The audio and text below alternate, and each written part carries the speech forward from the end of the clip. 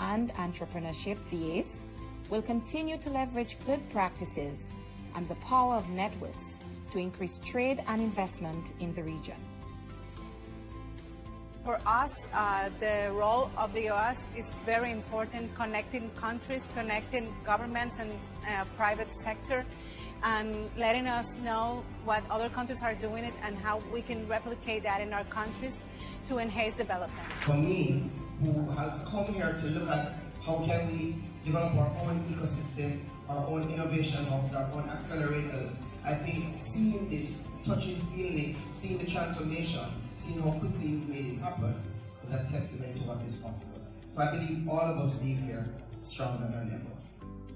The Working Group of Experts on Subnational Competitiveness, the GTEX, is our gateway program to promote local economic competitiveness policies alongside municipal and state-level governments, together with the private sector and academia. Este tipo de reuniones te sirven para darte cuenta de todo lo que se está viviendo en América Latina sobre los temas de competitividad. Y hoy justamente en este sector estamos viendo sobre todo los temas de innovación tecnológica.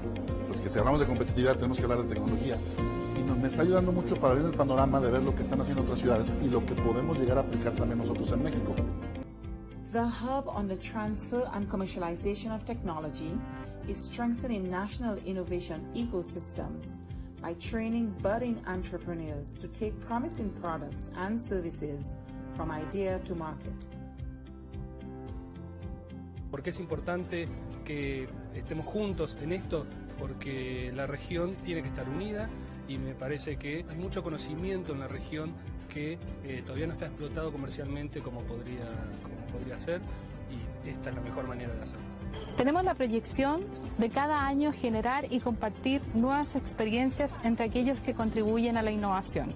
Queremos cambiar el cómo lo hemos estado haciendo en Latinoamérica. Queremos generar la unión de los países, queremos colaborar. Our virtual platform on technology foresight, Prospecta Americas, will support OAS member states in identifying and mapping future trends and technological development of critical importance for the Americas. Este esfuerzo, el cual viene siendo apoyado por la Organización de los Estados Americanos, nos permitirá tener una gran información para poder mapear estas iniciativas de innovación y poder que ellas contribuyan al crecimiento económico, a la competitividad y al bienestar de nuestras naciones. Como bien sabemos, nos encontramos ya en la cuarta revolución industrial, la que está cambiando rápidamente la forma en que se hace negocios, se produce, se consume y se genera bienestar y entretenimiento en el mundo. Es la mayor amenaza, tal vez la mejor oportunidad que tenemos en nuestras naciones. The Inter-American Teacher Education Network, the I-10, is working to improve the quality of teachers with an emphasis on science, technology, engineering, and mathematics education. In 2019, the I-10 launched the first STEM Teacher Fellowship of the Americas. The Energy and Climate Partnership of the Americas, ECPA, is working with governments in the Caribbean to advance electric mobility and clean transport as the sub-region pursues energy independence. Under our Integrated Water Resource Management Program, SETI is responding to the demand for platforms and applications that capture and disseminate real-time information. This includes the expansion of Costa Rica's Plataforma Interactiva de Aplicación del Clima Tropical to the rest of Central America to help build resilient agriculture.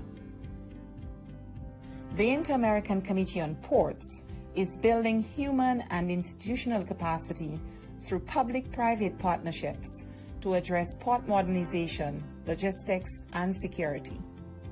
CooperaNet, SETI's multi-stakeholder platform for cooperation and partnerships, is being relaunched in 2019, responding to member states' call for a more robust hub for cooperation. As more consumers begin or end their shopping process online, SETI has entered into a partnership with the private sector to digitize millions of micro, small, and medium enterprises across the region. Las buenas noticias es que sabemos por qué están fracasando, porque no son visibles. Y el hecho de que ahora lo puedan ser, haciéndolo ellas mismas, no solamente rompemos las 3 barreras del tiempo, conocimiento y dinero, sino que les permitimos tener éxito y dejar de fracasar a los porcentajes que lo hacen ahora. Es una herramienta que sin duda acerca a las MIPYMES hacia la demanda que hoy está migrando a Internet, y con eso pretendemos mejorar las ventas y el posicionamiento de las empresas pequeñas. As we look to the future, the Executive Secretariat for Integral Development will continue to leverage cooperation and partnerships to expand our reach, proving that together we are much more than the sum of our 34 member states.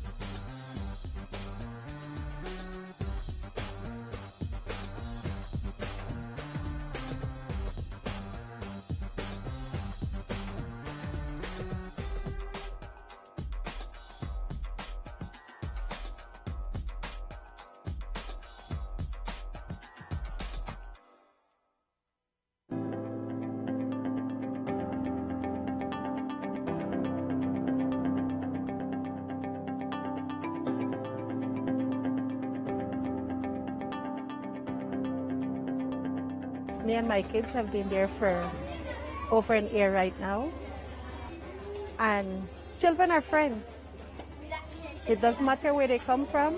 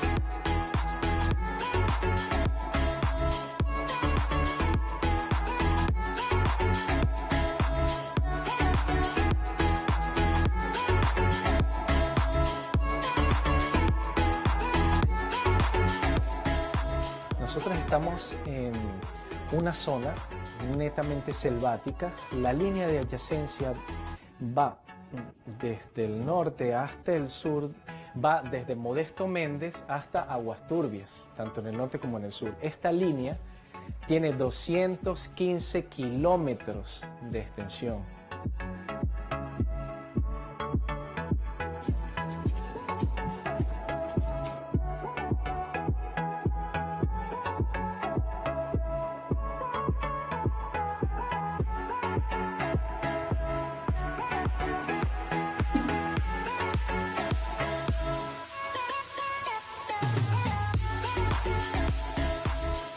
De allí vino él, se buscó creo con los de la OEA, y de allí vino el proyecto para acá, para Judá. Y fue que lo dieron el terreno, y lo dieron todo lo que era mano de obra y el material para hacer las casas que están ahorita. Y por ese motivo estamos aquí viviendo todavía.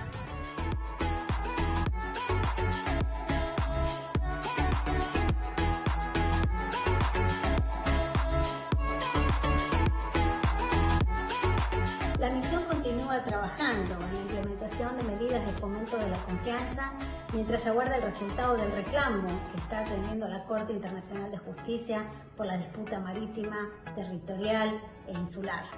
Nuestra oficina en la zona de adyacencia realiza verificaciones a solicitud de ambos gobiernos, facilita reuniones y patrullajes conjuntos entre las Fuerzas Armadas y promueve una cultura de paz y cooperación entre las comunidades locales. Children will be children. and they have harmony. They don't see each other as a different country, but they see each other that they're growing together.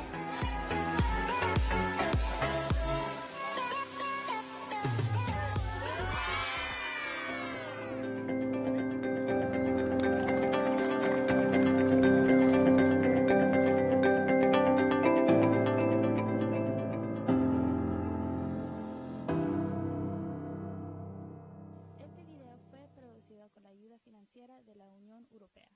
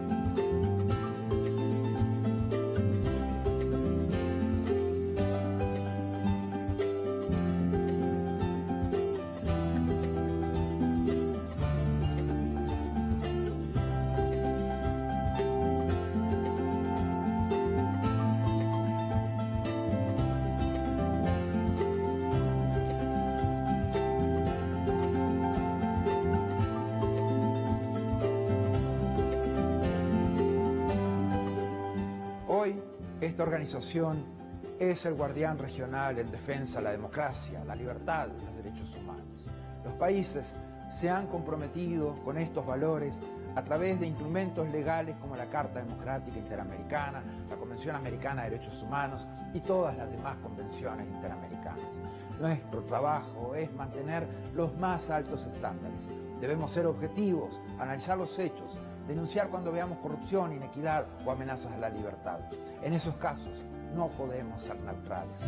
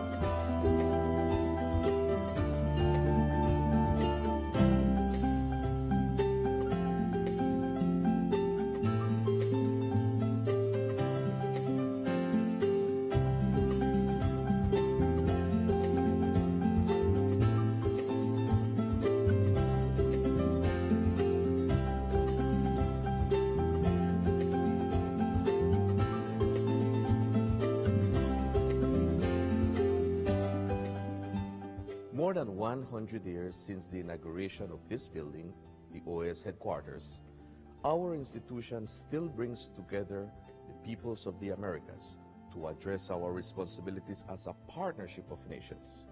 As we look to the future, our work must also focus on the construction of a positive agenda that continues to favorably impact millions of lives every day.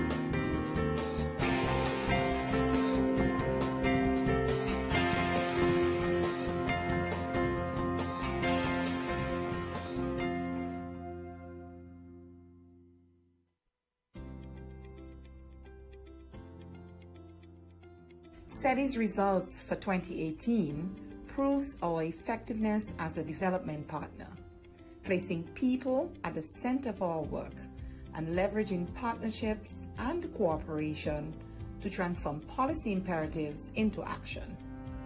With an eye on the rapidly changing global context, SETI is innovating to constructively address the emerging challenges and opportunities for the region.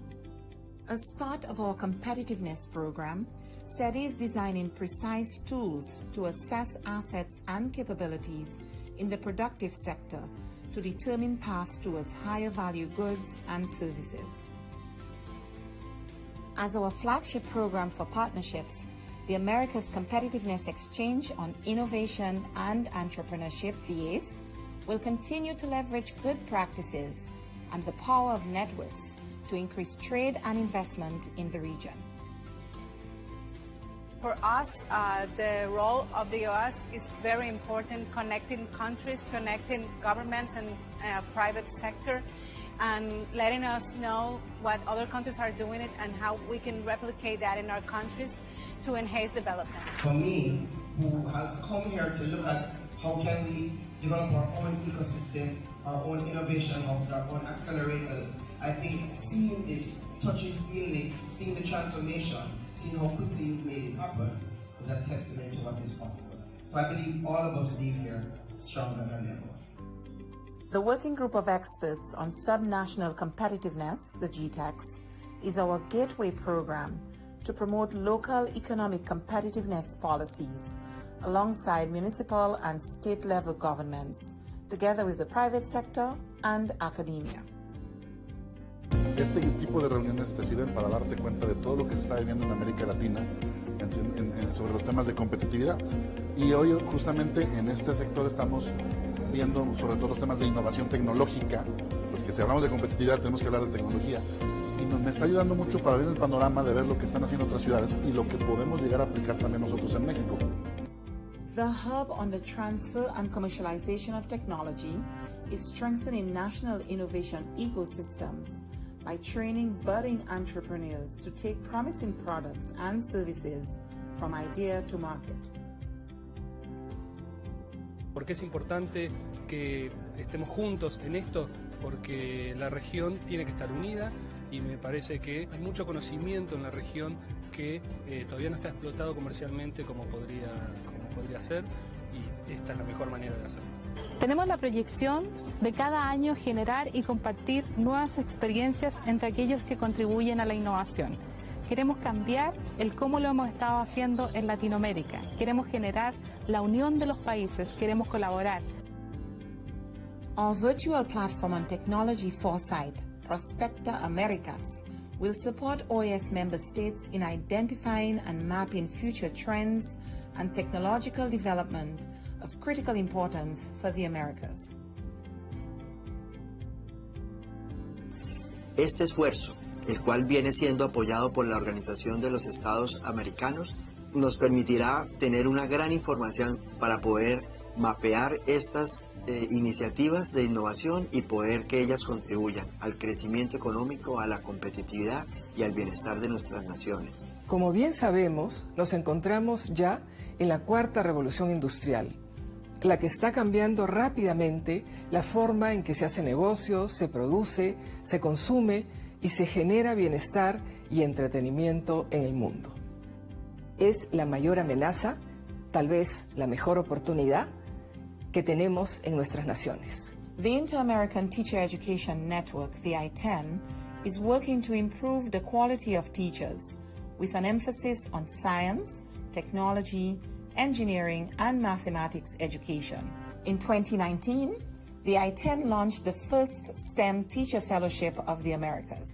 The Energy and Climate Partnership of the Americas, ECPA, is working with governments in the Caribbean to advance electric mobility and clean transport as the sub-region pursues energy independence. Under our Integrated Water Resource Management Program, SETI is responding to the demand for platforms and applications that capture and disseminate real-time information. This includes the expansion of Costa Rica's Plataforma Interactiva de Aplicación del Clima Tropical, to the rest of Central America to help build resilient agriculture. The Inter-American Committee on Ports is building human and institutional capacity through public-private partnerships to address port modernization, logistics, and security. CooperaNet, SETI's multi-stakeholder platform for cooperation and partnerships, is being relaunched in 2019, responding to member states' call for a more robust hub for cooperation.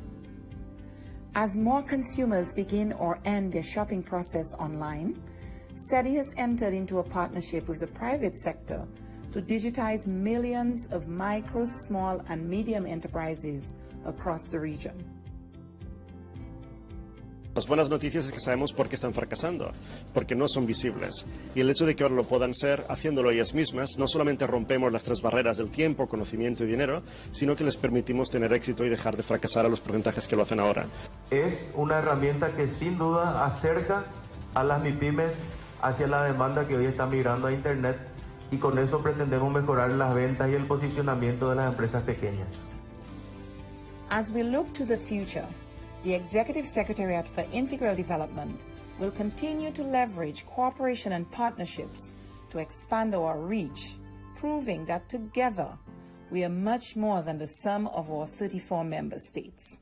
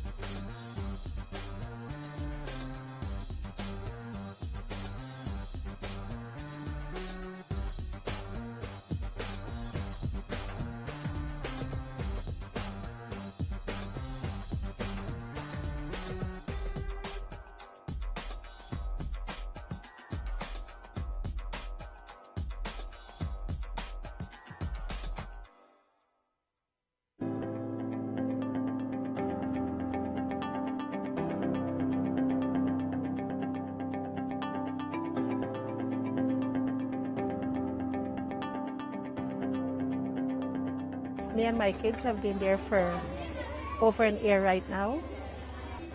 And children are friends. It doesn't matter where they come from.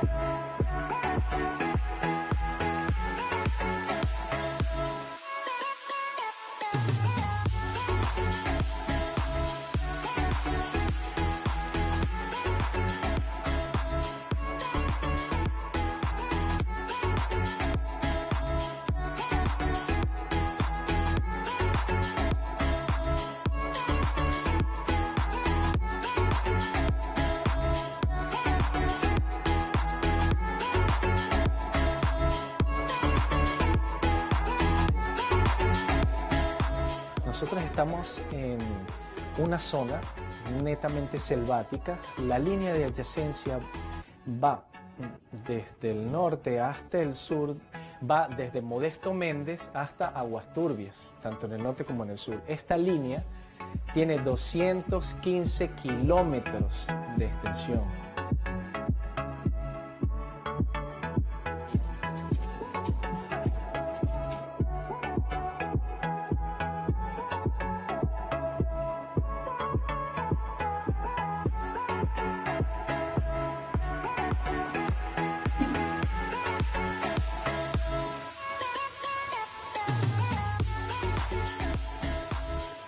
De allí vino él, se buscó creo con los de la OAS y de allí vino el proyecto para acá, para Judá. Y fue que lo dieron el terreno, y lo dieron todo que era mano de obra y el material para hacer las casas que están ahorita. Y por ese motivo estamos aquí viviendo todavía.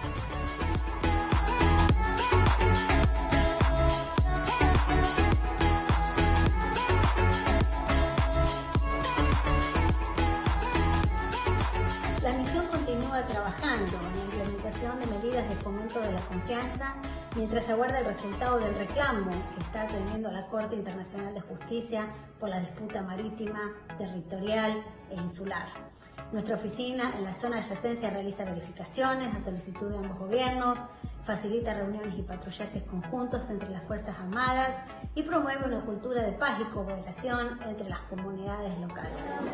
Children will be children and they have harmony. They don't see each other as a different country, but they see each other that they're growing together.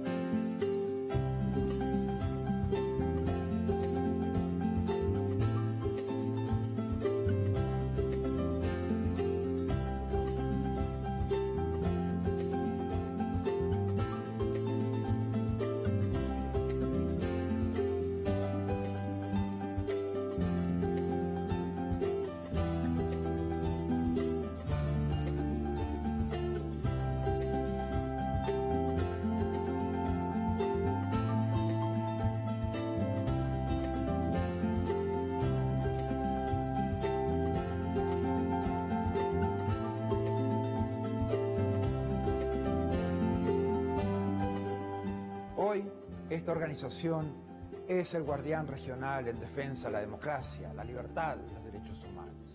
Los países se han comprometido con estos valores a través de instrumentos legales como la Carta Democrática Interamericana, la Convención Americana de Derechos Humanos y todas las demás convenciones interamericanas. Nuestro trabajo es mantener los más altos estándares. Debemos ser objetivos, analizar los hechos, denunciar cuando veamos corrupción, inequidad o amenazas a la libertad. En esos casos, no podemos ser neutrales.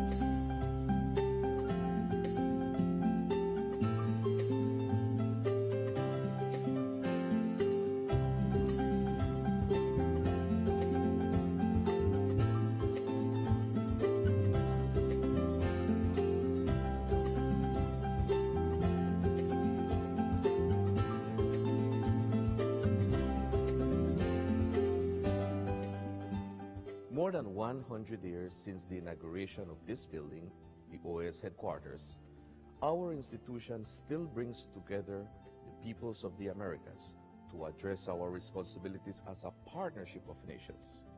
As we look to the future, our work must also focus on the construction of a positive agenda that continues to favorably impact millions of lives every day.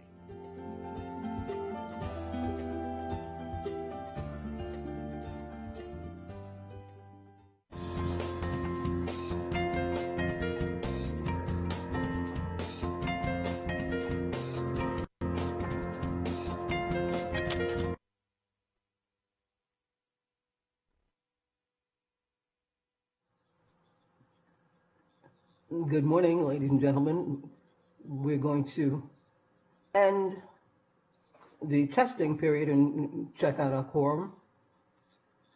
The following delegations are on the screen and have been heard: Argentina, Bahamas, Barbados, Belize, Bolivia, Canada, Chile, Costa Rica, Dominica, El Salvador, United States, Grenada, Guatemala, Guyana, Honduras, Jamaica, Mexico, Nicaragua, Panama, Paraguay, Peru, St. Vincent and the Grenadines, St. Lucia, Suriname, Trinidad and Tobago, and Venezuela. We've concluded the quorum call. Madam Chairman. Good morning, dear colleagues. We have our quorum as checked, and I'm very honored to open the special meeting of the Permanent Council to commemorate the International Day of Remembrance for the Victims of Slavery and the Transatlantic Slave Trade. This year, under the title, Ending Slavery's Legacy of Racism, the imperative for strengthening justice and resilience in Afro-descendant communities in the Americas in the face of COVID-19. Before we move on with our adoption of the order of business, I would like to recognize and thank the presence of our esteemed presenters, both men and women, in our virtual hall, to whom I'd like to warmly greet on behalf of the Permanent Council. Welcome, everybody. Dear colleagues, in keeping with what is stipulated in Article 43 of the regulations, this is for the Permanent Council, and the order of business in CP/OD 2316/21 is up for adoption. As there are no comments, adopted. As the permanent representative of Panama, a country with an Afro-Panamanian population of Afro-descendant, we have more than 20%, and I'm very honored to chair this special meeting of the Permanent Council so that we can commemorate today, the 25th of March, the International Day of Remembrance for the Victims of Slavery and the Transatlantic Slave Trade. This is a fact that is established by the General Assembly of the United Nations in 2007 in the United Nations in 62/22. This meeting is also within the framework of the mandate from the OAS General Assembly, and particularly those that emerged from Resolution 2824 that recognized the International Day of Afro-Descendants and the plan of action on the same name, and based on which the Permanent Council in February 2018 decided to declare a week every year as the Inter-American Week for Afro-Descendants in the Americas. With the celebration of this Inter-American Week, then, we would like to promote an opportunity so that American states think and reflect, and then together we would think about the significance of transatlantic slave trade and the consequences of the lives of all Afro-descendants and the societies in which they live. And at the same time, we approve a recognition of their invaluable contribution to the economic, cultural, and social and political life in the Americas. This topic, Ending Slavery's Legacy of Racism, the imperative for strengthening justice and resilience in Afro-descendant communities in the Americas in the face of COVID-19, in addition to other things, reflects the path that member states of the OAS have to embark upon so that we can end once and for all of the injustices that emerged from the forced migrations that took place in the history of mankind. And that is the transatlantic slave trade, the abominable trade of enslaved Africans, took place more than 200 years ago. But precisely on a daily basis, we realize that the ideas still exist today in 21st century. and Afro-descendants continue to be a very specific group in the population whose human rights are breached in all countries in the world. And according to ECLAC data, the Afro-descendant population in Latin America is 133 million people right now, currently. This represents 21% of the total population of the region. And according to this organization, the Afro-descendants and the matrix of Latin American Afro-descendants, there are challenges, and it says that inequalities, racial injustices is one of the structural pillars of social injustice in Latin America, and racism is one of the main points of the culture of privilege, the foundational establishment of the Caribbean and Latin American societies based on the colonial slave-holding past, and it continues to be reproduced in today's world through values, practices, and institutions. And thus, there is the importance for us to be aware and to fulfill our commitment to condemn all forms of racism and discrimination against persons of African descent in the hemisphere, recognizes that this continues to be the reality and limits economic and social well-being. Based on the past, and in the 49th General Assembly, the ministers of which and heads of delegations met virtually and agreed consensually to encourage all member states to make available, accessible, the quality for all health aspects for all Afro-descendants in the face of COVID-19 and the emergency that has taken place, so that they can live in dignified conditions without discrimination. We are all aware of this commemoration, and we will look at the contributions of people of African descent in our hemisphere in all spheres of mankind. The Americas are much more enriched because of this contribution. On behalf of the Permanent Council, then, I should like to warmly welcome all of these speakers that we have this morning with their esteemed virtual presence. And first, I'd like to thank them for adding value to this special meeting of the Permanent Council. The warmest greetings to Nestor Mendes and to Luis Almagro and all the team who has put their commitment to make this special session possible, and for each of the commemorative events of this 4th Inter-American Week of all Afro-descendants in the Americas. Dear colleagues, I'm very honored to greet and to once again open this meeting and give the floor to His Excellency F.C. Campbell, Vice President of Costa Rica. And of course, I would like to thank you for your kind acceptance of this invitation to participate in this event. Madam Vice President F.C. Campbell, you have the floor, Madam. Thank you very much, Madam Chairman. I'm very happy to see a woman chairing this meeting. Congratulations. Ambassador Maria Carmen Rocavet, Chair of the Permanent Council, Mr. Luis Almagro, Secretary General of the OAS, Mr. Nestor Mendes, Assistant Secretary General, speakers, ladies and gentlemen, ambassadors. I am truly honored to be here and speak before you on behalf of Costa Rica, a country that have built in the last few decades a model of inclusion and has also offered the opportunity to an Afro-descendant woman to be vice president of the country. I'm also very honored to talk about this from my identity, in as much as there were many men and women who fought over many centuries for freedom, for their own rights, and to build inclusive democracies in this region.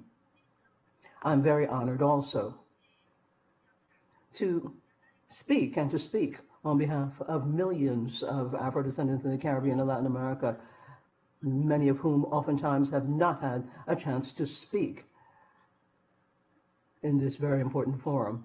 And for them they resist, they fight constantly to place their historic demands on regional and international agendas. This special meeting of the Permanent Council brings us together today to remember those human beings, my ancestors, who suffered and died because of the transatlantic slave trade, the greatest forced migration in the history of all mankind. For more than 400 years, millions of men and women, children, boys and girls, were victims of one of the most lamentable histories or chapters in our history, and thus it is necessary but not imperative to overlook this. Oftentimes this has been overlooked. Racism continues to be a reality in our continent. The way of modern slavery is very closely linked to the phenomenon of inequality, and there are economic, social, political, cultural foundations, and Afro-descendant people find themselves in indigenous people, in migrants, and in different arenas, different entities. They're reflected in children and women and men, and they are affected by racism, and they continue to live in extreme poverty, in exclusion, and they are sexually exploited, and they undergo forced work, trafficking of people, and the illegal trafficking of human beings. The International Organization of Labor, the ILO, has said that more than 40 million people in the entire world are victims of modern slavery.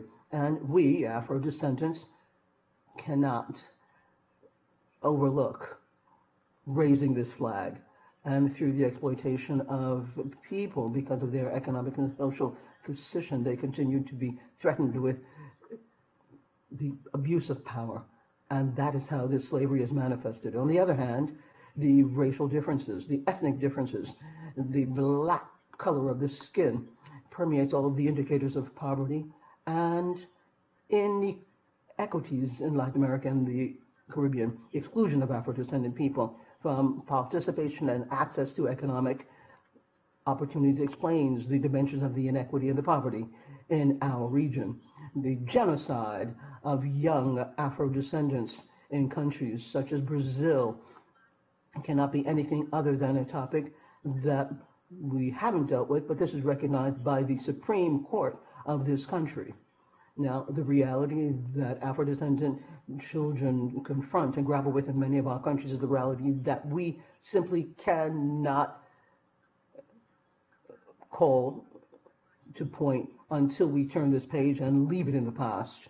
Various reports have realized and said time and time again that Afro-descendants of the entire world, be they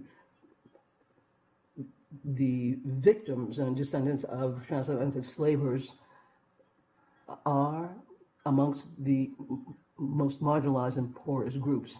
Thus, we need the implementation of policies that are universal, inclusive, with a perspective of diversity to correct the inequalities and neutralize all of these discriminatory behaviors.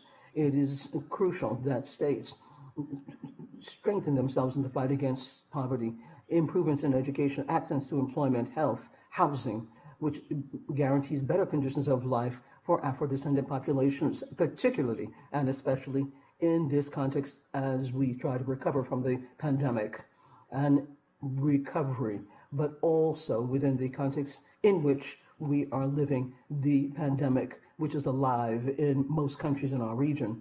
One of the fundamental and crucial problems that Afro-descendant men and women have to grapple with is and continues to be a very important level of statistical invisibility. This is the topic, and today there are reports where people realize that we are more than 134 million Afro-descendants. We know that there is an important gap in the information out there, and we still need a lot more data.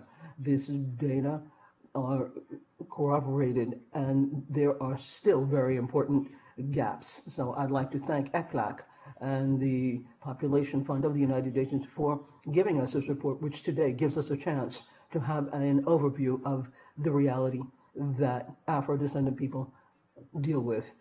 In the recognition, this means that we have to have trustworthy information, data, both regional, international, and national, which allows us to periodically evaluate the real situation of Afro-descendants so that we can craft policies with financial, budgetary resources that will allow for preventing, fighting against, and eradicate discrimination, racial discrimination, racism, xenophobia, and all of the connected forms of intolerance. The dearth of information and statistics is a form of being invisible, and it is an omission, so that what is really turns out being re-victimization of Afro-descendant people. And that's why we express our concern for the hate speeches discrimination, which is played out in the crisis. We have the imperative need to fight against these discriminatory attitudes and these prejudices, which shouldn't fit anywhere in society. And so that we have effective, determined policy, we have to make the people in justice and police players in our countries aware so that we can fight against racial profiling in the judicial system, the penitentiary police system, against any action that leads to discrimination and that puts Afro-descendant people in a clear situation of a disadvantage in the justice system.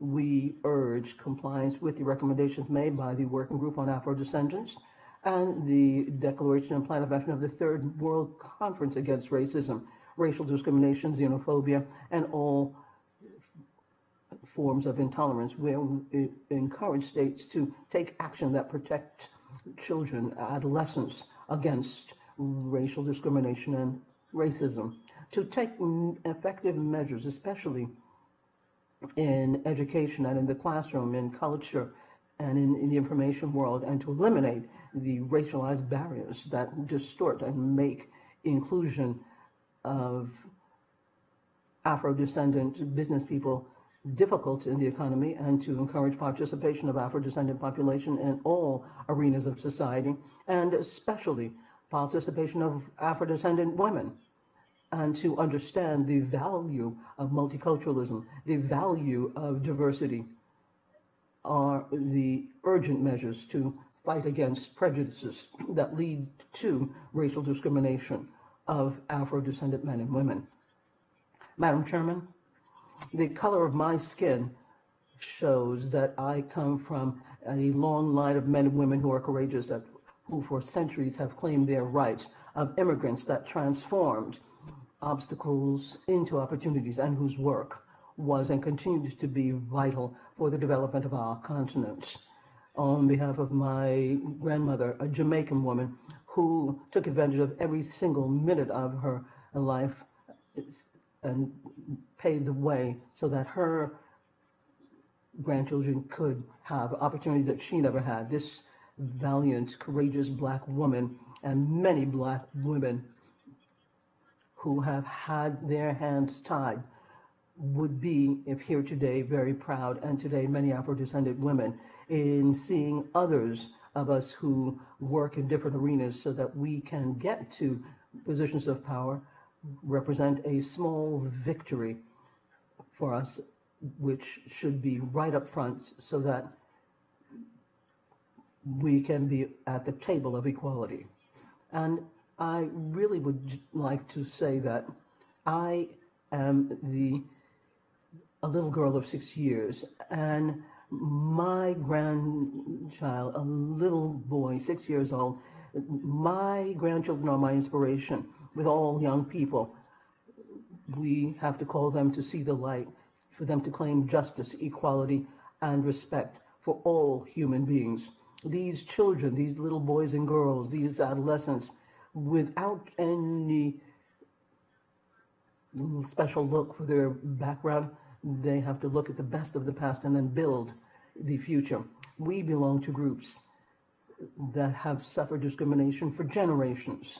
And in our blood, we not only have courage and strength, but we also have love, conviction, and hope, so that all who fought before us can continue with dignity. They're not here to live in these times that should be based on all actions of all people so that nobody is left behind.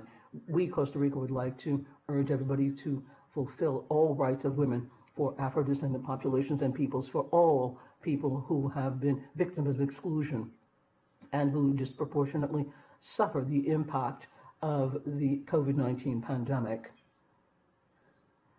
You have the full-fledged support of my country to forge the basis for a prosperous and inclusive future where all people enjoy all of their rights with dignity. Today, Afro-descendant people everywhere will be able to pardon, to forgive, so that never again will an Afro-descendant person in the future be deprived of their rights and opportunities for equality with inclusion in these societies where we aspire and hope to build for everyone in all arenas, from the organization to government, civil society, and business. We want to truly build by 2030 a continent, a hemisphere where no one, absolutely no one, is left behind. Thank you very much. Thank you very much, Madam Vice President, for this wonderful presentation. This is a very powerful statement. Not only are your ancestors proud, but we are all proud of you. All women in Latin America are very proud of you, and all in the Caribbean equally. Thank you very much. Dear colleagues, moving on then, I'm very happy to also greet and give the floor to Secretary General of the OAS, Mr. Luis Almagro. Secretary General, welcome. You're home. You have the floor. Thank you very much, Madam Chairman. I'm very happy to be in this event, and I'm really very honored to be able to greet Vice President Epsie Campbell-Barr.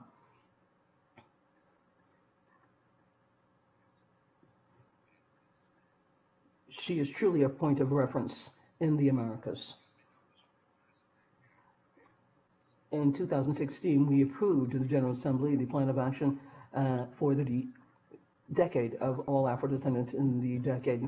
We didn't imagine the extent to which the Afro-descendant population would be hit. We did this so that we could have administrative and budget policies so that we can ensure for Afro-descendant populations in the Americas the enjoyment of their economic, social, cultural, and political rights, and to correct the historical legacy of injustice caused because of slavery. At the beginning of the pandemic, we knew that the impact of the virus on Afro-descendants and other vulnerable groups was going to be very meaningful. It was going to be significant, and that is why the Department of Social Inclusion drafted a practical guide with a focus on rights. The Inter-American Network of High Authorities and Policies for Afro-Descendant Populations, REAFRO of the OAS, the Inter-American Commission of Human Rights, and the Special Rapporteurship on Economic, Cultural, and Environmental Rights also warned against the impact the pandemic would have amongst Afro-descendant populations. And with all of these efforts against racism, there are still discriminatory practices that maintain and keep these populations at the bottom of the social pillar in the countries of Latin America and the Caribbean. And many Afro-descendants suffer at the hands of violence. They live in bad conditions, without sanitation, without drinking water, with a greater incidence of diseases and other problems, high blood pressure, diabetes, and so on. And there are all kinds of other problems with COVID-19. Now, to date, we know that 1.3 million people in the Americas have died. And the virus is there, and most of these people have belonged to the vulnerable groups. So that this year, the organization is celebrating the week of Afro-descendants in the Americas so that we can end racism as a legacy of the transatlantic slave trade. And we would like to strengthen resilience in Afro-descendant communities in the Americas. So we call on all member states to comply with the goals of the plan of action and to continue to work to end this cruel slavery. This is a cultural issue. It's a social issue. It's a political issue. It's an issue where we cannot look sideways. We cannot make believe that it's not with us. We cannot make believe that we don't have anything to do with this. We have everything to do with this. We have a great debt. All countries in the hemisphere have an enormous debt when it comes to this. We are not up to date. When we talk about poverty, poverty has a color. When we talk about violence, violence hard hits African population. So in the final analysis, it is not possible to continue to avoid this situation. It is not possible to make believe that this situation can consider 1 second more without taking on the deepest political commitment, without taking on the deepest social commitment, without taking on the deepest cultural commitment that all of us have as we move towards a solution on this topic. Thank you very much. Por su presentación. Siempre. Thank you very much, Secretary General, for your presentation. We always welcome it here in this forum. Colleagues, it is now my honor to greet and welcome Commissioner Margaret May McCully, Rapporteur on the Rights of Persons of African Descent and Against Racial Discrimination of the Inter-American Commission on Human Rights. Commissioner McCully, you have the floor. Welcome, ma'am. Thank you, Madam Chair. Good morning to everyone, Madam Ambassador and Chair of the Permanent Council. Your Excellency, S.P. Campbell, good to see you again. Vice President of the Republic of Costa Rica, Mr. Luis Amago, Secretary General of the OAS, Assistant Secretary General Mr.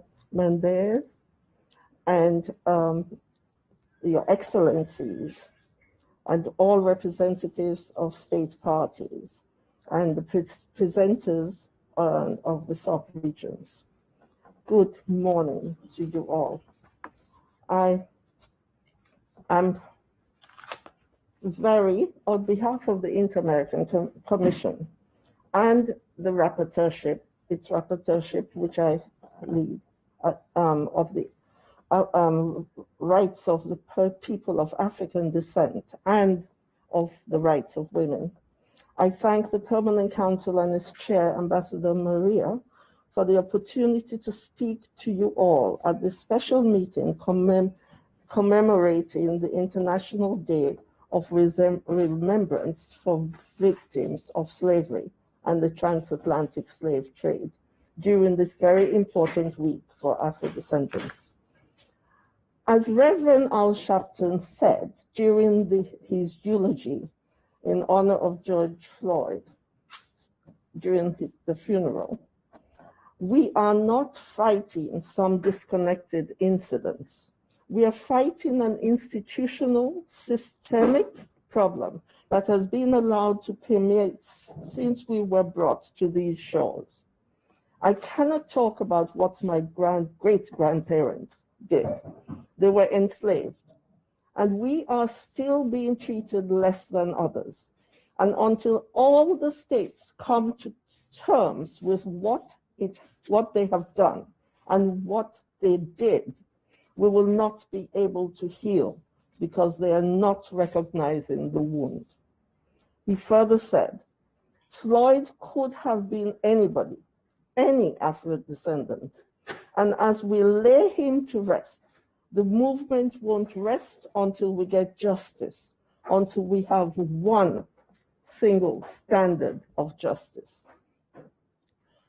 On this day, it is fitting to mention George Floyd, Breonna Taylor in the United States, João Silveira Freitas in Brazil, Anderson Arboleda, and Harold Morales in Colombia, and so many others who were killed in 2020. And in all the years before, during the slave trade, during the years of slavery and throughout each and every day of the years thereafter, until today, this very day. I am sure some of our Black brothers and sisters are being killed as we speak now. Despite all they suffered and experienced, we must respect and praise the courage and resilience of the Black race in facing and surviving the historic and structural process of systemic and institutional racial discrimination for the purpose of ensuring subjugated labor to build the infrastructures of the states of our region and the personal fortunes of many slaveholders in the Americas. The abolition of slavery did not end stigmatization and differential treatment and exclusion of Afro-descendant persons. Also, it did not guarantee the full realization of Afro-descendants' rights without distinction as to color or ethnic racial background, to equality or non-discrimination. In fact, the cessation of the trade and practice only terminated the overt forced labor to which they had been subjected. Many centuries after the abolition, it is still possible to see the existence of unjust, dangerous, and morally reprehensible doctrines and practices of superiority based on race and skin color tones, rooted in the states, societies of the states. And we must note and not forget that when we look around the coloration and various shades of color, that the Black women were subjected to rapes and sexual abuse throughout the passage, Atlantic Passage, slavery, and all the centuries down to today. It still continues. And that is an aberration which must be stopped and dealt with effectively by the states. It is crucial to recognize that the African diaspora in the Americas represents a social process of cultural resistance and vindication of rights by descendants of persons of African origin who were brought as slaves during the transatlantic trade. Despite these abhorrent practices' impact on their cultural and social system, it did not eradicate their ancestral traditions. The recognition and respect of the African descendant communities' interculturality is an essential step towards guaranteeing their human rights and their dignity. Structural racial discrimination dehumanizes Afro-descendant persons, denying them full access to economic, social, cultural, environmental, and political rights. In this vein, poverty and inequality are distinctive conditions that frequently appear in databases indicators as representative of Afro-descendant persons. Therefore, racial discrimination, besides being a social and cultural problem, has an impact on the social and economic rights, on their social and economic rights. We must not forget that slave owners were paid reparations for their loss of their property, but to this day, Afro-descendants have received neither apologies nor any material reparation. Every person has the fundamental right to live free of all forms of discrimination.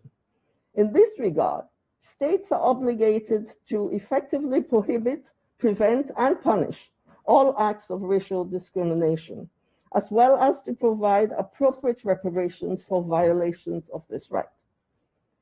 In other words, state must grant comprehensive reparations with a view to achieving visibility and dissemination of the historic memory of Afro-descendants. In addition, they must adopt measures of satisfaction, restitution of rights, guarantees of non-repetition, rehabilitation, and compensations for violations suffered. Integrating an intersectional and intercultural perspective in line with the standards of the Inter-American system and the guidelines of the Plan of Action of the Decade of People of African Descent in the Americas of the Organization of American States.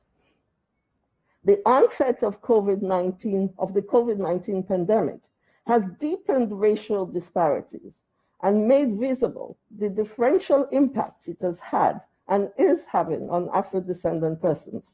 They have a higher risk of infection and death from this virus due to the intersection of their ethnic racial background with other factors such as gender, disability, status of a child, adolescents, or older persons, deprivation of liberty, sexual orientation or gender identity or expression, socioeconomic origin, circumstances of migration or forced displacement, among others, which aggravate situations of racial discrimination, exclusion, and intolerance. The racial inequalities in health systems in the region and its disproportionate impact on Afro-descendant persons are well known. This is mainly observed in the absence of data broken by an ethnic racial background of epidemiological records, the presence of chronic and pre-existing diseases in this ethnic racial group, inequalities in access to healthcare and supplies, lack of social protection and insurance, lack of access to mental health or addiction treatment services, precarious access to essential services, infrastructure and housing, and barriers to access to water and sanitation. Many factors contribute to increased risk in Afro-descendant persons, such as the discrimination in health care access and use, and their inability to afford childcare and to take time off work, the communication and language barriers, cultural differences between patients and providers, among others. Too many from Black and other ethnic minority groups are disproportionately represented in low-skilled but essential work in healthcare facilities, farms, factories, grocery stores, public transportation, etc. They are also providers of high-skilled professional services in the health industry. In fact, without them, health systems in most states would collapse. Education and income and wealth gaps of Afro-descendant persons is evident because they have limited job options with less flexibility to leave jobs, which puts them at a higher risk of exposure to the virus. Disproportionate unemployment rates for Black and other ethnic minority groups during the COVID-19 pandemic lead to a greater risk of evictions, homelessness, and overcrowded housing situations. In order to mitigate the spread of the virus, states in the region have imposed different restrictions, including declarations of states of emergencies and curfews, limiting fundamental freedoms. In several countries, necessary in lots of instances, in several countries in the region, police and security personnel have demonstrated clear racial bias, discrimination, and extreme violence in the enforcement of COVID-19 lockdowns, highlighting the ongoing issue of institutional racism within police forces. In some instances, police use unlawful force on non-resisting persons who do not pose any threat to them or others. They often use the pretext of identity checks, disproportionately targeting Black and other racial groups. The Commission has taken note of many acts of brutality by police and other law enforcement officers in the Americas over many years, which peaked in 2020.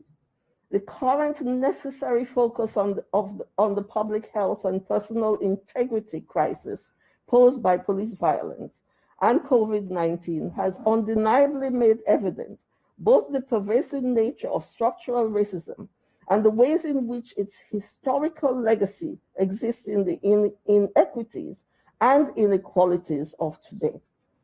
The Commission has recommended that we must all join forces to promote and actually effect the ratification of the Inter-American Convention Against Racism, Racial Discrimination, and Related Forms of Intolerance by the states, which to date has only been ratified by 5 states of the region.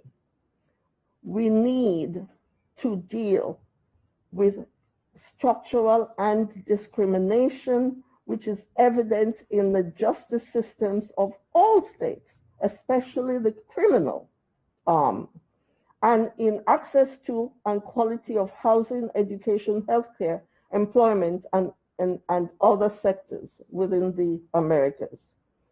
We also need to move forward with the adoption of radical public policies that promote cultural change in societies to eliminate the structural and systematic racism, and to promote equity and equality through ethnic and racial diversity at all levels within our states. Also, justice systems should be reviewed to eliminate structural racism pursuant to inter-American standards on citizen security. And the Commission has great respect for the Black Lives Matter movement, which was more a human rights one rather than a civil rights movement. Its focus has not been only the changing of specific laws, but also fighting for fundamental reordering of society, wherein Black lives are free from systematic dehumanization. Its impact on the political and legal landscape is undeniable, and we hope states would study their requests and a movement. In the COVID-19 context, states must guarantee timely access to comprehensive public health services for Afro-descendant persons and tribal and other ethnic communities, incorporating an intercultural approach.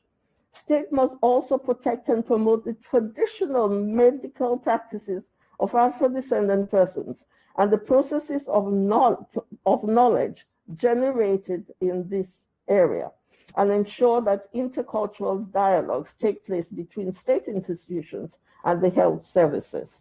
Finally, it must be remembered that a great debt is owed to the Afro-descendants and their ancestors, factually and morally, and as a result of their political, civil, economic, social, cultural, and environmental rights, must be assured in the laws, policies, and conduct in each and every state of our region. With that, thank you, Madam Chair. Muchas gracias, honorable comisionada.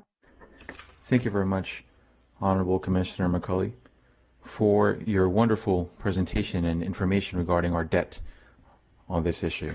I now have the honor of acknowledging and welcoming for the first time here to the Permanent Council, Maria Carmen Plata, Secretary of Access and to Rights and Equity, from the OAS Secretariat.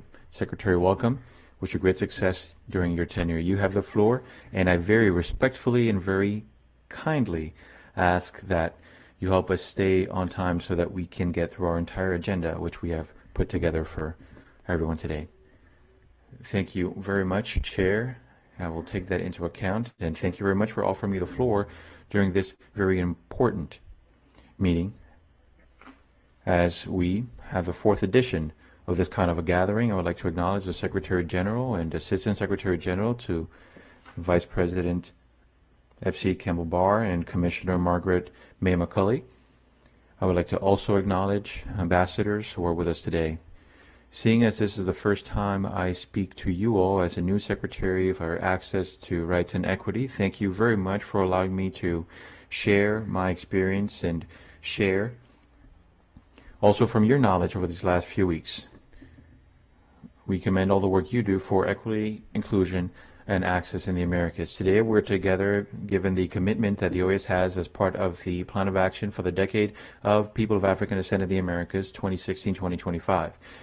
Under this action plan, the member countries of the OAS committed to gradually strengthen and adopt public policy and legislative, fiscal, and judicial policies in order to ensure that Black people in the Americas can enjoy their economic, social, cultural, civil, and political rights, and also to ensure full and equitable participation in all dimensions of society with the support of the OAS, as well as taking the necessary steps in order to include the Black agenda in policies and programs, as well as OAS programs. The General Secretary of the OAS took on the responsibility of implementing and following up on the action plan in coordination with our Secretariat on Access and Equity and other bodies of the Inter-American system, thereby fulfilling the mandate from the General Assembly of this organization.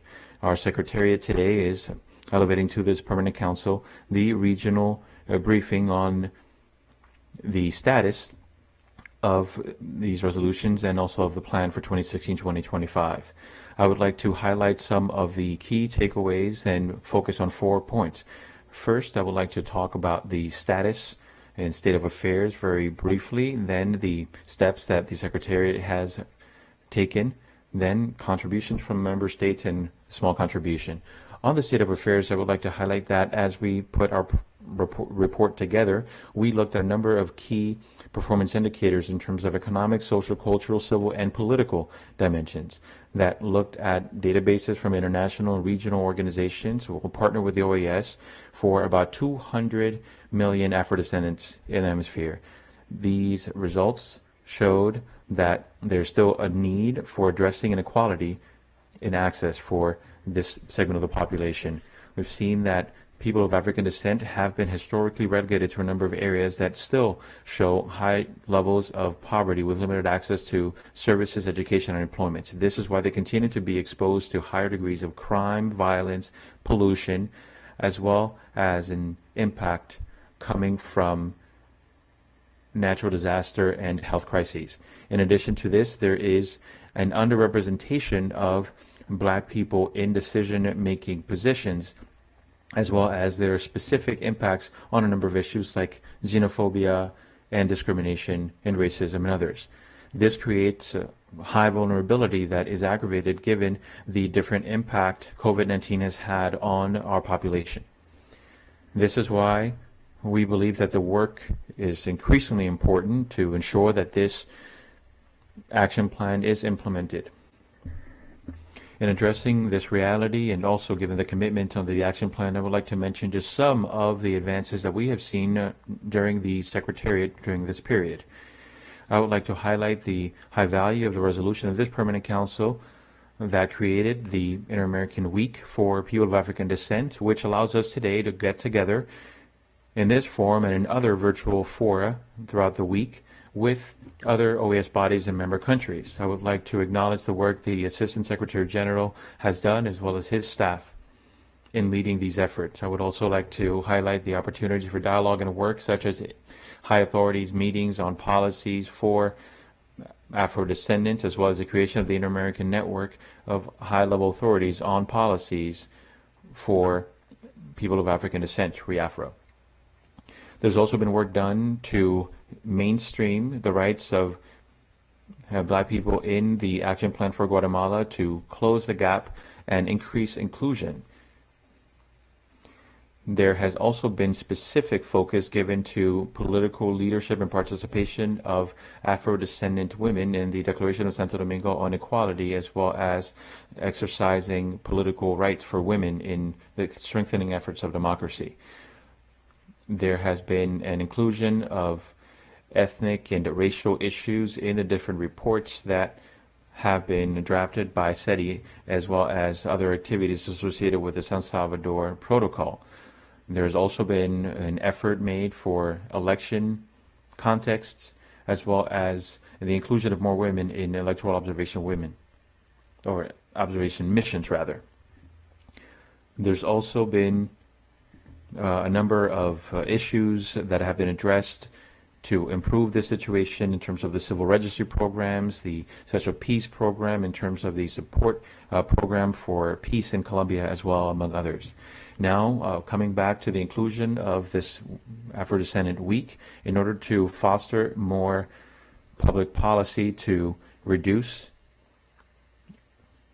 a number of different issues, including crime, and also to create better opportunities These initiatives all reflect the coordination that's happening across fronts with the goal of carrying out concrete steps that are efficient and sustainable despite the impact our organization has been facing in terms of human resources. In terms of the implementation of the action plan in different member countries, I would like to acknowledge Antigua and Barbuda, Argentina, Brazil, Canada, Colombia, Costa Rica, Ecuador, Mexico, Panama, Peru, St. Kitts and Nevis, St. Lucia, St. Vincent and the Grenadines, through their contributions for this report, for these contributions. I would like to provide some of the findings. The details for all of this, of course, can be found in the report that we are submitting today, and we are happy to discuss any specific issues that any member country wishes to discuss further. For us, this is all part of ongoing work and thriving work. Thank you for your support. We would like to highlight that the member countries of the OAS have the necessary legal framework to combat racial discrimination. The International Convention on the Elimination of All Forms of Racial Discrimination is one of the instruments, and therefore in a number of member countries, racial discrimination is recognized as a crime. But despite this legislation, ending and enforcing these kinds of crimes is a challenge in the region. There are 18 different countries of the OAS who recognize these kinds of issues, and they carry out outreach campaigns for better rights recognized for the black segments of their populations. 14 member states have some sort of national agency that focuses on public policy and the black population.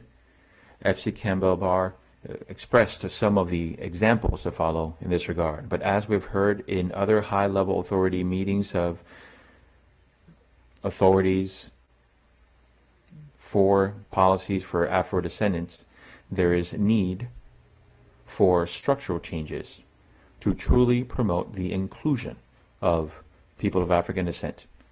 There's still more work to do, but we also know that there are member countries who are willing to do it. Member states for their contribution to the report. Their comments reflect a focus that is both complementary and very relevant to the focus of our work going forward. Particularly, we thank St. Vincent and the Grenadines for outlining their efforts around the goal of highlighting Afro-descendant roots and connections to Africa, both past and present.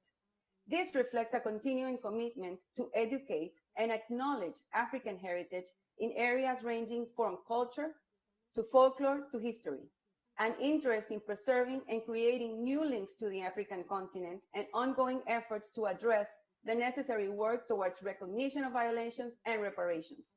Commissioner Margaret May Macaulay has clearly highlighted the importance of these particular efforts.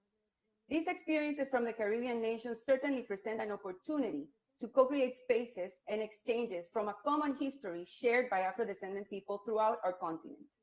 Under my new role in SARE, it is important for me to recognize the efforts of our Diversity and Inclusion Department, especially Betilde Muñoz Pogosian, Roberto Rojas, and Mariette Vidal for their role in the work presented today. As a team, I confirm SARE's commitment to understanding and addressing the immense challenges faced by the diverse Afro-descendant population in our region. And thus, I would like to highlight a few recommendations before finishing. The political and economic support of efforts toward inclusion, institutional processes, and public policies that consider the challenges faced by Afro-descendant populations should remain a top priority to member states and the OAS. Directing human and financial resources towards the implementation of the action plan and the implementation of affirmative actions is required to sustainably continue the work surrounding the plan of action. The promotion of spaces for strengthening capacities of personnel in member states and in the OAS on issues pertaining to the action plan, as well as the establishment of strategic alliances between member states and among public and private participants, is also key to expand efforts in the coming years. Finalmente, aprovecho para invitar a todos los Estados miembros a promover. I would like to end by inviting all member countries to join efforts in order to increase and step up efforts to end discrimination and intolerance throughout the entire region, as well as effectively enforcing, both criminally and in civil courts, violations to these rights.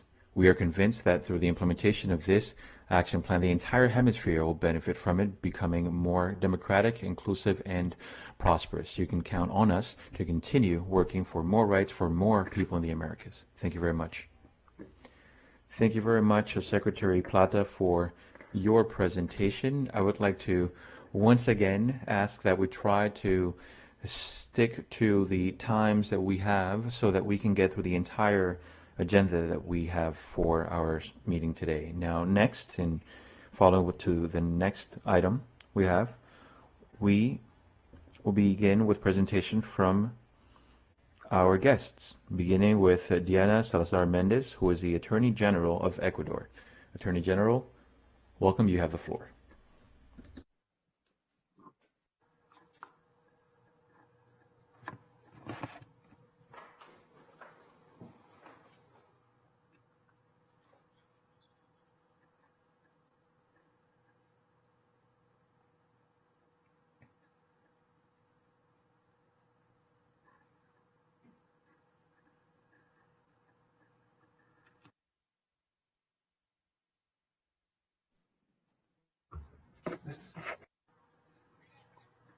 You have the floor.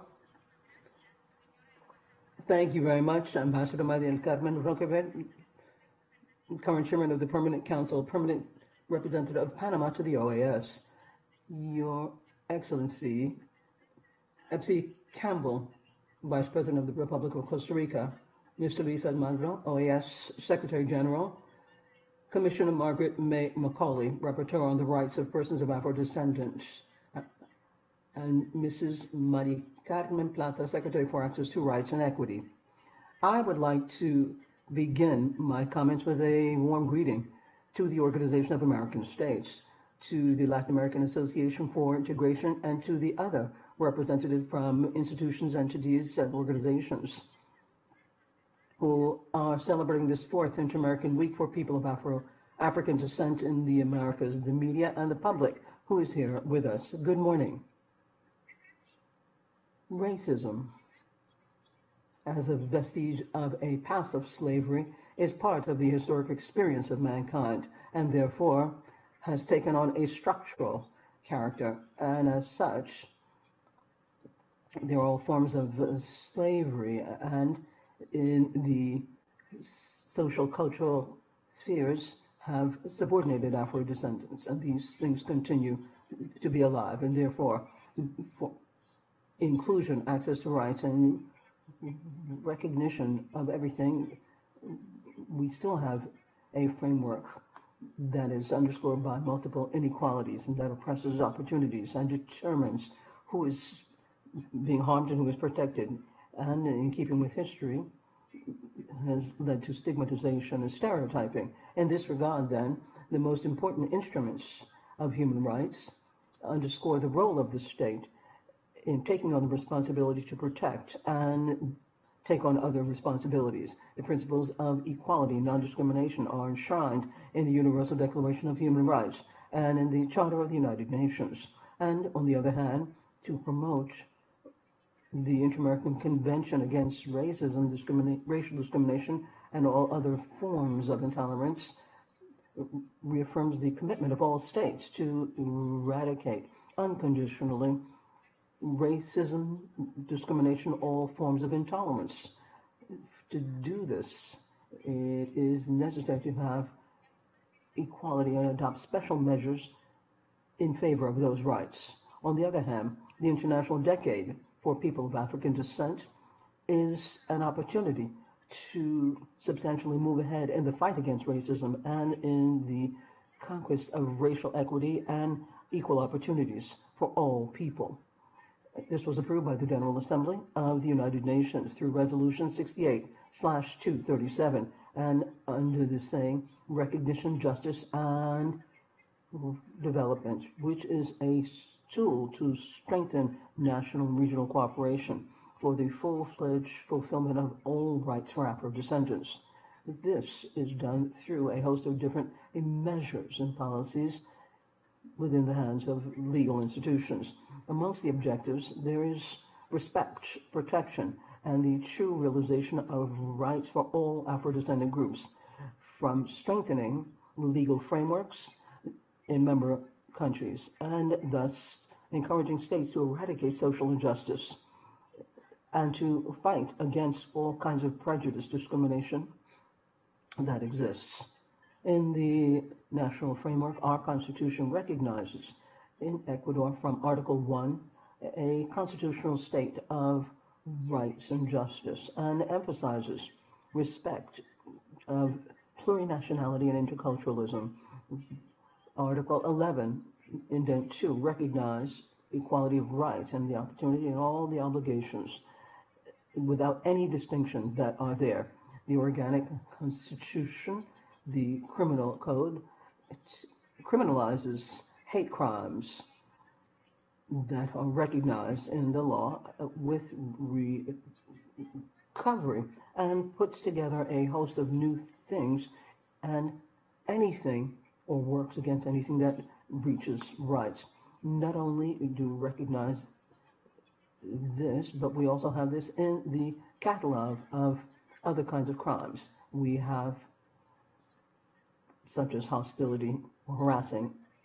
The reply of the state is a special measure which is geared towards eliminating discrimination with all kinds of hate crimes and moral violence or physical violence as well. As a part of the international obligations then, the Attorney General's Office for Afro-Descendants has a resolution 068-216, according to which a Afro-fiscal group was set up, which takes into account discriminatory events against Afro-descendants. And when there are cases where discriminatory criteria has taken place, or where victims have been attacked in the face of racism, there is an alert that is sent out where follow-up can take place on these cases, including a report based on international standards that call for investigation. And further to that, with a view to eliminating stereotypes and adopting legal tools for investigation, the Human Rights Directorate have a program for raising awareness and training of legal tools to pinpoint discrimination and hate expressions. And further to that, there is a set of guidelines for 2019 that establishes the necessary mechanisms that are updated for investigating discriminatory crimes and hate acts. Within the framework of this, unfortunately, racism and discrimination continue to be manifested. Since 2015, when the organic legal code went into effect, the office received daily reports. Nonetheless, this continues to be the case, and we've only been able to get one conviction for a hate crime. It is time for society to let go of beliefs that are rooted in this daily behavior with respect to stigmatizing Afro-descendants. All efforts will not lead to temporary efforts otherwise. Another point to include here is the pandemic that has spewed fear, and this has continued to be the case in racism, and COVID-19 has changed the way that we live and has also seen a simultaneous wave of prejudice, racism, and xenophobia linked to socioeconomic pre-existent factors. Racial disparities during the pandemic are seen in the differences when it comes to the contagion, and racial minorities have a greater risk of exposure. Why? Because quite often they do work in the semi-formal or informal economy, and they are in the front line. They even work when they're sick. Now, in the Ecuadorian case, there are no specific data that allows us to make Afro-descendants and their social situation more visible. But Afro-Ecuadorians are 44%, and there is a poverty level lacking basic needs of 52.3% and 45.9% of the population has no access to basic services. And this thus allows for exclusion, social exclusion, which hits the majority of these people in our country. In a social context characterized by these points where public health has collapsed, the society cannot allow for Afro-descendant people to be further racialized or stigmatized, and that is why the efficiency of the justice system is inseparable from the social and economic system that surrounds it, given the enormous pressure because of the pandemic and its effects. And that is why protection of individuals based not only on the health system to work well, but also on the law and social inclusion. And as a result of these factors, inequality and discrimination gain ground. So I should like to conclude with a brief message. If we cannot release and relinquish our past, we can learn from it. There is a lot of proof to hold that up, and history offers us an opportunity to address the mistakes and to begin anew. And the ideals of the society encourage us to appreciate diversity and value inclusion, and to be aware and think about everything, and to remember our strength and to recover. Thus, it's imperative for us to learn from our past. Let's move towards efficiency. Let's implement the practices and necessary policies to generate these results. And I'm talking about opportunities and a reconciliation so that the current generation and future generations can move ahead as they so deserve. Thank you very much. Thank you very much, Attorney General of Ecuador. I'd like to give the floor to Mr. Paulo Roberto, National Secretary for Policies for Promotion of Racial Equality in Brazil. Mr. Roberto, be welcome. You have the floor. Thank you very much, Madam Chairman. I would also like to greet Her Excellency Epsi Campbell, Vice Presidency of the Republic of Costa Rica, and Your Excellencies. Let me warmly greet all present in this very important forum. The history of slavery began in Brazil because of growing sugarcane and the process of the plantations as one of the first kinds of economic activities in this country, and led to a significant quantity of labor. In this case, slave labor began first with the indigenous population and then with enslaved Africans. The latter remained in this condition for more than 300 years. About 4.8 million Africans were taken to Brazil, which means that our country was the country that received the most Africans in the entire American continent. Currently, Brazil has 1,067,000,000 Afro-descendants. That is to say, approximately 56.8% of the entire Brazilian population. But despite this significant number of Afro-descendants in the country, this group represents 75.2% of the people of lowest income. With a view to reversing the situation, the Brazilian state has taken various measures in this regard.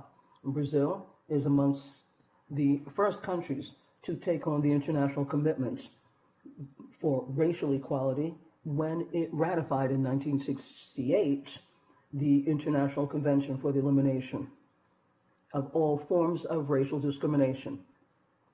The progress made in promoting racial equality, as well as human rights, has as its main hallmark our Federal Constitution of 1988 that established in Article 5 that all are equal in the face of the law without any kind of discrimination, and criminalizes racism as defined in Article 52, and that the practice of racism is a crime subject to jail in the light of the law. with a view to avoiding discriminatory practices, Brazil approved Law 7.716, modified by Law 9.459, 1977, that criminalizes crimes of racism and establishes the necessary punishment for the resulting crimes of discrimination, prejudice, religion, national origin, in addition to any other kind of insult in the criminal code. This is through paragraph 3, article 140 of our code. The 1988 Constitution also guarantees health for everyone, according to article 196, education through article 205, making these two important pillars of life in rights guaranteed by the state for the entire population of the state, foreigners that live in Brazil. Another very important point was setting up the Special Secretariat for Policies and Promotion of Racial Equality in 2003. It's the current National Secretariat for Policies and Promotion of Racial Equality. It was by establishing this secretariat that we were able to craft the National Policy for Racial Equality, or for the Promotion of Racial Equality, PNPIR, which was set up through Decree 4.886, 2003, and which aims to promote racial equality by defending rights, affirmative action, and inclusion. The PNPIR aims to be cross-cutting. It underscores decentralization, democratic management that recognizes the role of civil society as we move towards racial equality. In the same year, 2003, there was another law that was approved with a view to promoting racial equality in education, establishing the obligation to cover history and Afro-Brazilian culture in the official curriculum of all educational establishments. This was modified by another law, 11.645, 2008, to include indigenous history and culture in the curriculum. In 2003, we published a decree that regulates the procedure for identification, recognition, and delimiting, as well as land titling, that refers to the quilombos, the direct descendants of slaves. This is in Article 68 of the Transitional Constitutional Provisions. 4 years later, we published decrees 6261 to promote development of the Quilombo social agenda. And there was another policy as well for the sustainable development of all traditional community peoples. We wish to promote structural systematic changes, and thus there was another decree that set up the National Plan for the Promotion of Racial Equality.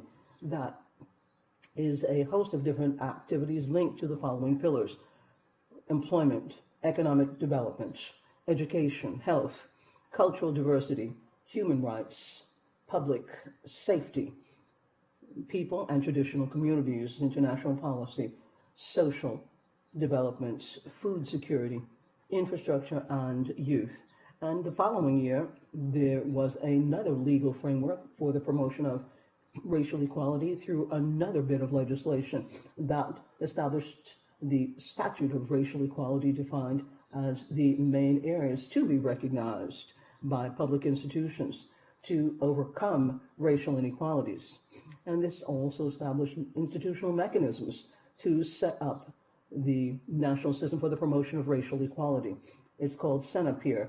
This is a mechanism through CENAPIR which promotes the promotion of racial equality alongside and inside federal organizations in our country, as well as the Intergovernmental Forum for the Promotion of Racial Equality and the Permanent Ombudsman in Defense of Racial Equality.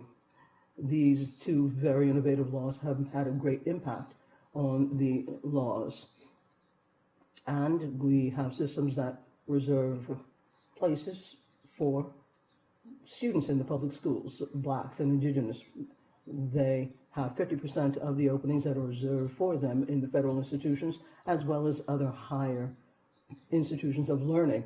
And And this is geared towards 20% of the openings for blacks for other posts and public employment.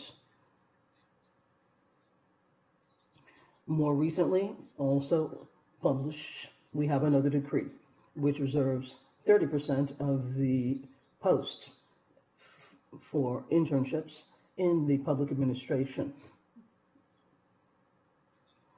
with a view to increasing political representation. At the beginning of last year, the Brazilian state, through its Supreme Court, the STF, decided to guarantee for black candidates a certain percentage of financial resources and radio and TV time geared toward female candidates of 50%, given this demographic distribution in Brazil, and as well as to have other time for 30% of the total for the electoral fund for these people. Reiterating its international commitment on this issue, the Brazilian Congress approved the Inter-American Convention Against Racism and Racial Discrimination, as well as all intolerance related, and it's in its final stages of ratification by the President of the Republic. And as such, then, the three powers seek a freer society. We still have deep-seated problems, but we are fighting to resolve all of these things. Thank you very much, Madam Chairman. Thank you very much for your valuable presentation. I'm now very happy to give the floor to our first Afro-Canadian woman,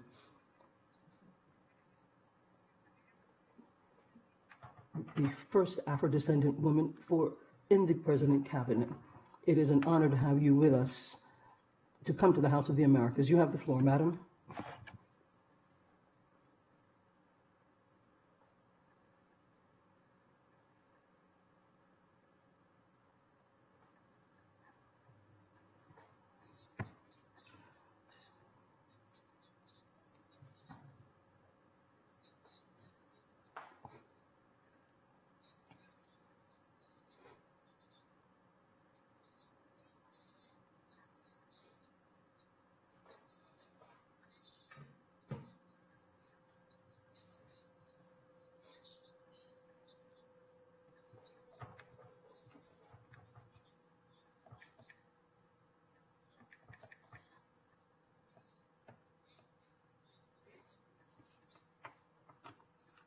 For strengthening justice and resilience in Afro-descendant communities in the Americas in the face of COVID-19. Yes, today is a day to focus on the loss, the pain, and the savagery of slavery, yet realizing the courage, resilience, and endurance of those enslaved victims. This is a day to reconfirm our determination and commit to ending slavery's legacy of racism in all the forms that it shows itself today. COVID-19, the pandemic, the Black Lives Matter movement, the savage killing of George Floyd, have given us the opportunity to see the full face of racism, anti-Black racism, structural inequalities, and systemic inequalities in our society and societies. We can now identify the race, the color, and the gender of our essential workers and caregivers. The economic impact and the gaps between the haves and the have-nots, the marginalized in our midst, thus steering the conversations around diversity and inclusion. diversity and inclusion as the way forward as we build back better in Canada after COVID-19. In the African Canadian community, we are holding what we call courageous conversations, including understanding of the origin of anti-Black racism, tracing its roots to colonialization and slavery. The brutal slavery system, known as one of the darkest chapters in human history, has indeed left a legacy to address. We call for justice, reparation, reconciliation, and equality, with programs and policies to end chronic and social inequalities, to provide better access to health care, mental health, education, housing, and employment, all critical to the African Canadian community. We see examination of the criminal justice system, including incarceration rates, policing, etc. The focus on Black youth and their families, and African Canadian communities now speak of intergenerational wealth and opportunities for all.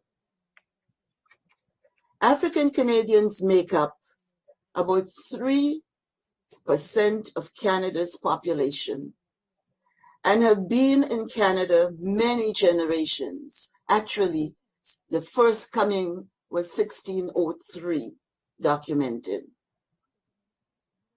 As part of the colonial experience, we have a history in Canada too of slavery, knowing that survival and resilience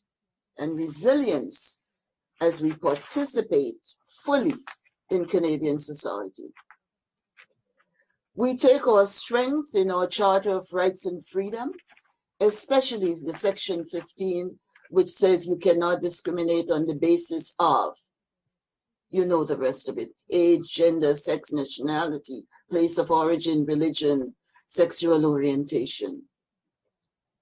We affirm the Canadian Multiculturalism Act, Section 3(1)(c), which states that the Government of Canada's policy is to promote the full and equitable participation of individuals and communities of all origins in the continuing evolution and shaping of all aspects of Canadian society, and assist them in the elimination of any barriers to full participation. Thus, we see the government's role in recognizing and committing to address anti-Black racism and discrimination in Canada. Here are 3 examples. The designation of February as Black History Month in Canada, recognizing that Black history, or the history of African Canadians, is Canadian history. The recognition of Emancipation Day nationally, August 1, as a day to focus on that history. And of course, the commitment of the government in the acknowledgement of the UN Decade for People of African Descent. Our laws and codes and policies give Canadians the affirmation to work towards and appreciate diversity and inclusion in Canadian society, thus saying that racism and the residue of slavery can and must be confronted and eradicated. We can never forget, and so we educate. As is aptly said, we are our ancestors' wildest dream. We must serve a healthy, prosperous future for all. We must secure a healthy, prosperous future for all of our African Canadian children. This is our pledge, today as we remember. Our Prime Minister said it best. Racism has no place in Canadian society. Thank you, Madam. Thank you very much, Dr. Augustine. Thank you very much for your presentation and for your time. Thank you very much for that as well. Following that, I am pleasured and take great pleasure to give the floor to Dr. Asha Campbell, founding member of the Emancipation Support Committee of Trinidad and Tobago and member of the board of the Network of Non-Governmental Organizations of Trinidad and Tobago for the Advancement of Women. Dr. Campbell, it is an honor to have you here. Welcome to the House of the Americas. You have the floor.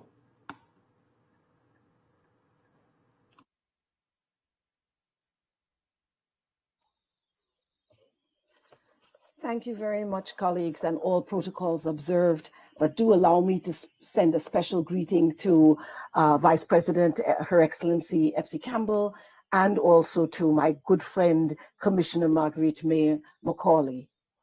I'd like to begin this presentation with just a few words from the poet Eddie Kamau Brathwaite. He's from the island of Barbados.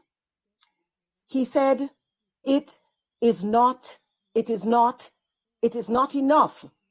It is not enough to be free of the red, white, and blue. It is not enough. It is not enough to be free. I must be given words to shape my name to the syllabus of trees. I must be given words to refashion futures like a healer's hand. Beginning with those words, I'd like to say that in essence, I think the position of African people today is that it is simply just not enough to say that we are putting an end to the legacy of enslavement. We have to also create futures for our children. Now, all current analysis points to key impacts of the COVID-19 pandemic being the widening of the inequality gap and the slowing of social mobility. The latest labor force survey data from the ILO, presented by the ILO for the third quarter of 2020, reveals the contrast between massive job losses in what we call hard-hit sectors, by the way, predominantly where you find women, areas such as in the accommodation field, in areas of food services, arts, culture, retail, and small construction. While that is happening, you have the opposite happening, positive job growth evident in the higher skilled services sector of communication, information technology, finance and insurance, and so on. This divergence in the job market will tend to increase inequality within countries. And this is one of the signals that we have to look for, increasing inequality. The World Bank tells us as well in a study that they've done on previous pandemics that in fact, when they looked at 5 years after pandemics, it did not result in the sort of recovery that was expected. What they saw was increasing inequality and increasing the slowing of social mobility. So the evidence for recovery is if you do nothing to mitigate the inequality gap that is being developed during the processes of the pandemic, you're going to have more severe inequality. So the future doesn't look good unless we take very strong and active positions. In the Americas, where the existence and persistence of that inequality gap is most evident within countries, we have to come to terms with the fact that such a gap is as a result of the structural inequalities inherited from the conquest of the Americas and subsequent genocide of its original peoples and trafficking and enslavement of African people, supported by its damning legacy of racism. Our own CIPAL, in examining the COVID-19, suggests that of course it is exposing these inequalities. And it looks at the fact that there's an overrepresentation of Afro descendants among the group living in poverty who are employed in those informal and caregiving jobs, as well as Afro-descendants, have found themselves being overrepresented among the groups most vulnerable to COVID-19 pandemic, both in terms of infection and mortality. And that is because we have inherited these health crises, they're now calling them comorbidities, from the structural racism that exists in our environments. The effects of racism have been so harmful that its falsified pseudoscientific notions of racial superiority and inferiority continue to provide unfounded and unproved answers for poverty and deprivation through the wildest propositions of racial hierarchy and cultural determinism, perpetuated by those who continue to enjoy the benefits of enslavement and believed as much by those who continue to suffer from its ill effects and exploitation. So Black single mothers, a code word for women of African descent who head households, become the whipping horse for all the social ills faced by our various societies. It is with this deep understanding that the CARICOM group has been driven to embark on the search for reparatory justice and reparations in order to address the persistent harm and suffering experienced today by persons of African descent as the primary cause of development failure in the Caribbean. Members of civil society, like my own organizations, applaud the governments of the region for the formation of the CARICOM Reparations Commission, which was created to establish the moral, ethical, and legal case for the payment of reparations by the governments of all the former colonial powers and the relevant institutions of those countries to the nations and people of the Caribbean community for the crimes against humanity of native genocide, the transatlantic slave trade, and a racialized system of chattel slavery. Let me say that that effort is progressing quite well, and we can see it in evidence, and I won't go through the historic, but let's just take the very recent. In June 2019, Ta-Nehisi Coates and Danny Glover were able to present a case for reparations at a historic congressional sitting in Washington, D.C. There, reparations was defined as a moral, democratic, and economic imperative. The University of the West Indies and the University of Glasgow have signed the first ever agreement for slavery reparations since British emancipation in 1838. A £20 million agreement has been signed at that level between the University of Glasgow and the University of the West Indies. There can be no doubt, colleagues, that resources have to be made available to reach the most disadvantaged in this period of the pandemic and in the period of recovery. We need to strengthen the resilience of persons of African descent through improved health services, and I've heard many of our colleagues call for that, through educational opportunities, skills development, decent housing, and opportunities for decent work. Poor women of African descent with their children as a result of this pandemic not only require new support to break the cycles of stigma, discrimination, and poverty, but real opportunities to break the cycle of structural inequality and the racism which sustains it. As well, we must work to transform the global system of reparatory justice and our own national justice systems. And I was pleased to hear our colleague from Ecuador talk, and from Brazil, talk about seeking to unravel the inherent racial biases that result in persons of African descent being the main targets of incarceration, corrupt and biased systems of policing, which diminishes the possibilities of persons of African descent to enjoy their economic, social, and cultural and political rights.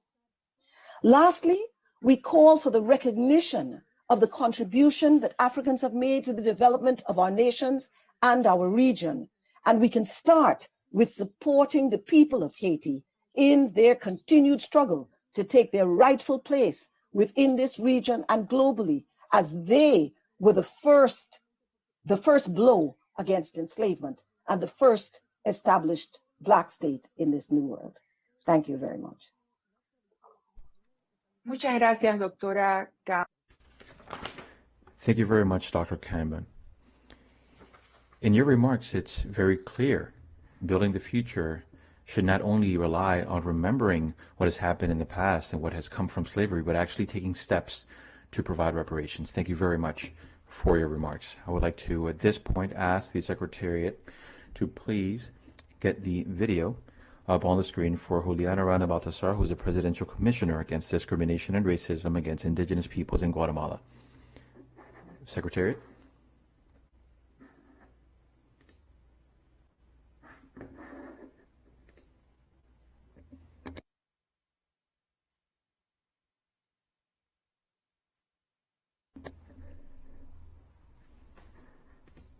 Hausu haha ya wagubiri ulagu chansi le hichi lubewon ugunye. Lugara bela wondaru labu gegua aba ayitauni. Carlos Harana Niribe, comisionado presidencial au, garifu na au, memegi afrodescendiente guiña faranda nani ligabiri hachara ufrumiete ni neba fago. Agradezco de manera muy especial a nuestro. A very special thanks to our creator and our centers for giving us this opportunity to meet today with one same mentality. My name is Carlos Arana, Presidential Commissioner Against Discrimination and Racism Against Indigenous Peoples in Guatemala. I am Griffin. I'm also of African descent, and that is because I recognize where my roots come from. Members of the Permanent Council of the Organization of American States, representatives of member countries, guests, thank you for this opportunity to be part of this special meeting of the Permanent Council as we remember the International Day of Remembrance of the victims of slavery and the transatlantic slave trade during the Inter-American Week of Afro-Descendants in the Americas. This is a solemn opportunity to remember our ancestors who lost their lives because of slavery as one of the darkest chapters in humanity's history. The transatlantic slave trade that millions of people were subjected to, men, women, and children, for over 400 years, have left a very sad mark on history. And we need to ensure that this never happens again. And with that same determination, that we ensure that all of our steps can help build a road towards ending inequality and discrimination that continues to exist in our societies, and to ensure that everyone can be treated with dignity without any violation of basic rights and their human rights.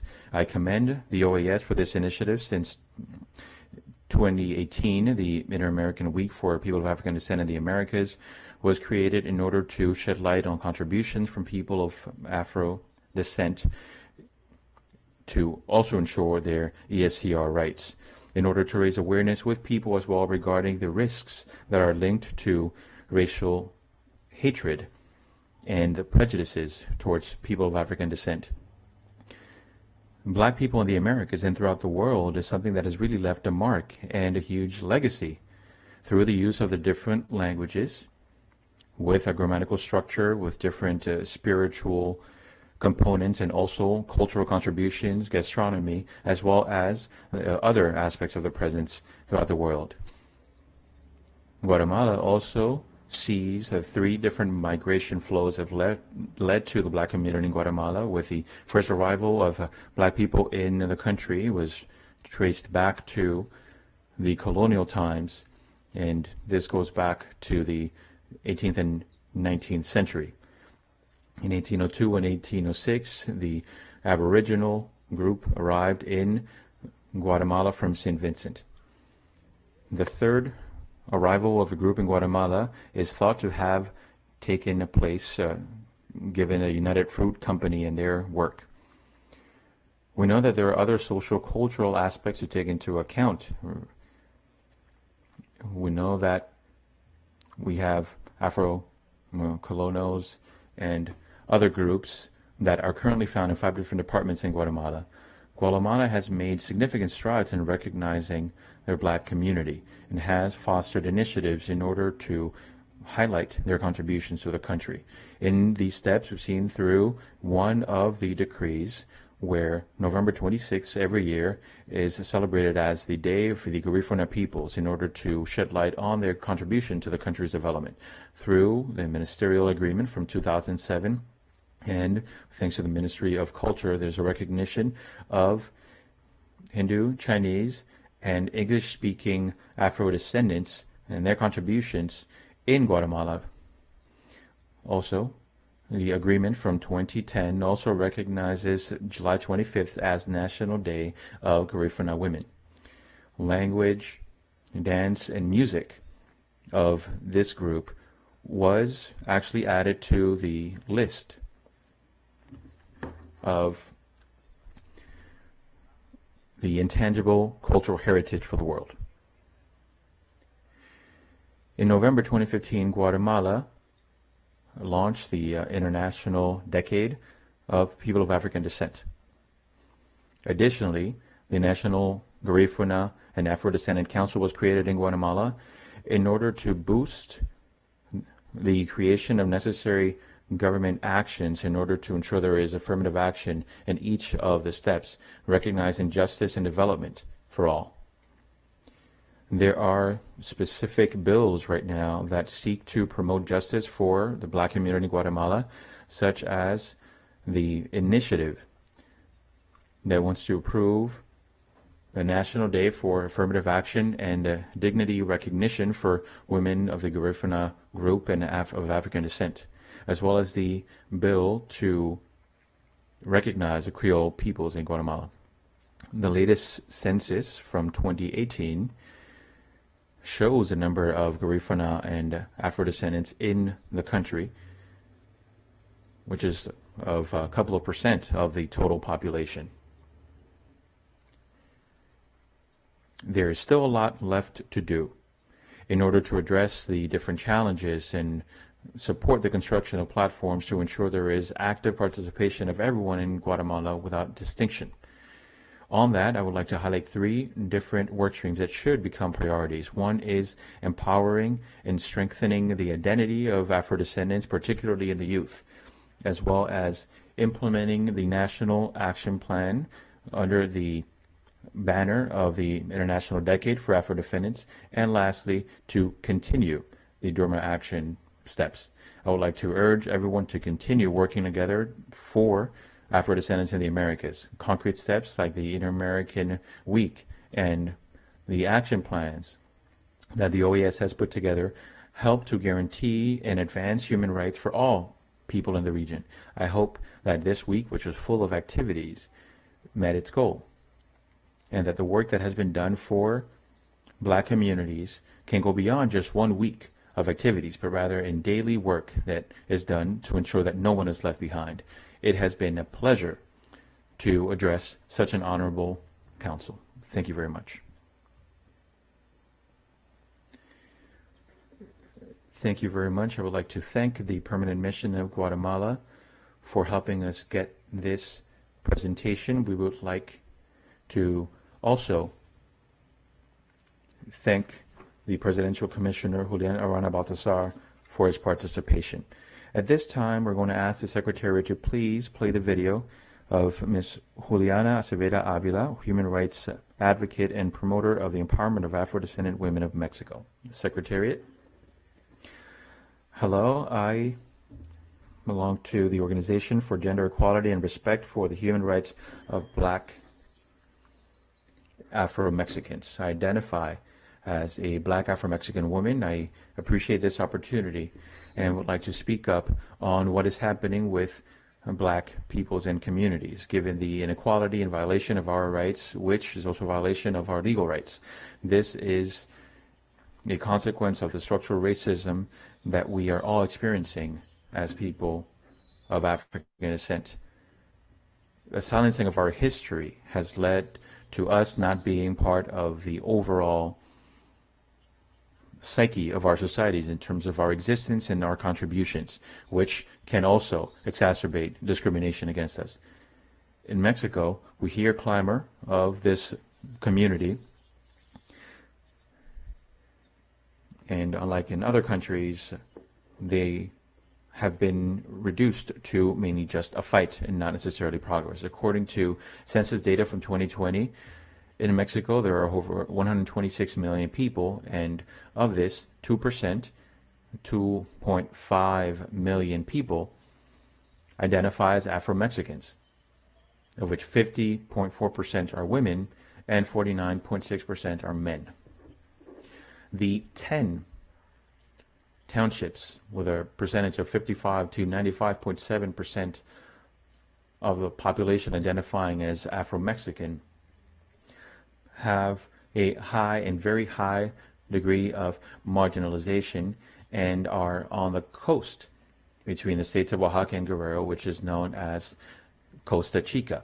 Using census data and by also doing some outreach work in these communities, we find that those who are over the age of 15 and who are illiterate represent 17.7%, while the national average is only 4.7%, which means that there is a 13% gap.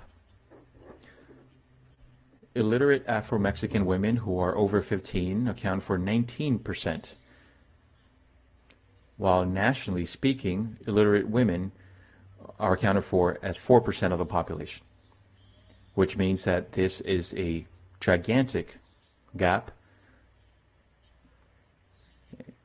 And at 14.9%, this is a clear example of what the situation experienced by Afro-descendants in the country is. The COVID-19 pandemic overshadowed this 2020 census in Mexico, which, in addition to the poor conducting of these kinds of questions from the posters, sometimes these questions weren't even asked, meant that we're not really seeing the reality of this segment of the population reflected in the numbers. There is another point here that show what it's like to be African American and the kinds of gaps that come. And we're talking about the digital divide, which leads to little learning for students. This can be supported with disaggregated data from these 10 different municipalities, and Santo Domingo Armenta and Ciego Tepextla are a great point of reference. In Oaxaca, 3.4% and 4.1% respectively have access to an internet connection. It's important to highlight here that nationally speaking, those who have an internet connection are at 52% of the population compared to the 13.5% of the Afro-Mexican population. The experience and the situations for Afro-descendants globally and in Latin America is not any better, and Mexico is no exception. However, it is more difficult here to see what the impact is on Afro-Mexican communities because there is no disaggregated data to show what is happening compared to other countries. There's a group of us women who are receiving support from the academia. The Baja California and Santa Barbara University here in this case has helped us to shed a little bit more light about the impact of this pandemic in the indigenous and Afro community in Costa Chica. There are major challenges, and this is why we women have come together in order to overcome the barriers in front of us in order to advance the fight for our rights in a way that is intersectional and anti-racist. This will allow us to speak up on behalf of the need for a full exercise of rights for all individuals in our communities, including Afro-Mexicans. It is time for the Mexican government to ensure that the necessary mechanisms are in place so that people who identify as Afro-Mexicans can have a life with dignity and one that is fair.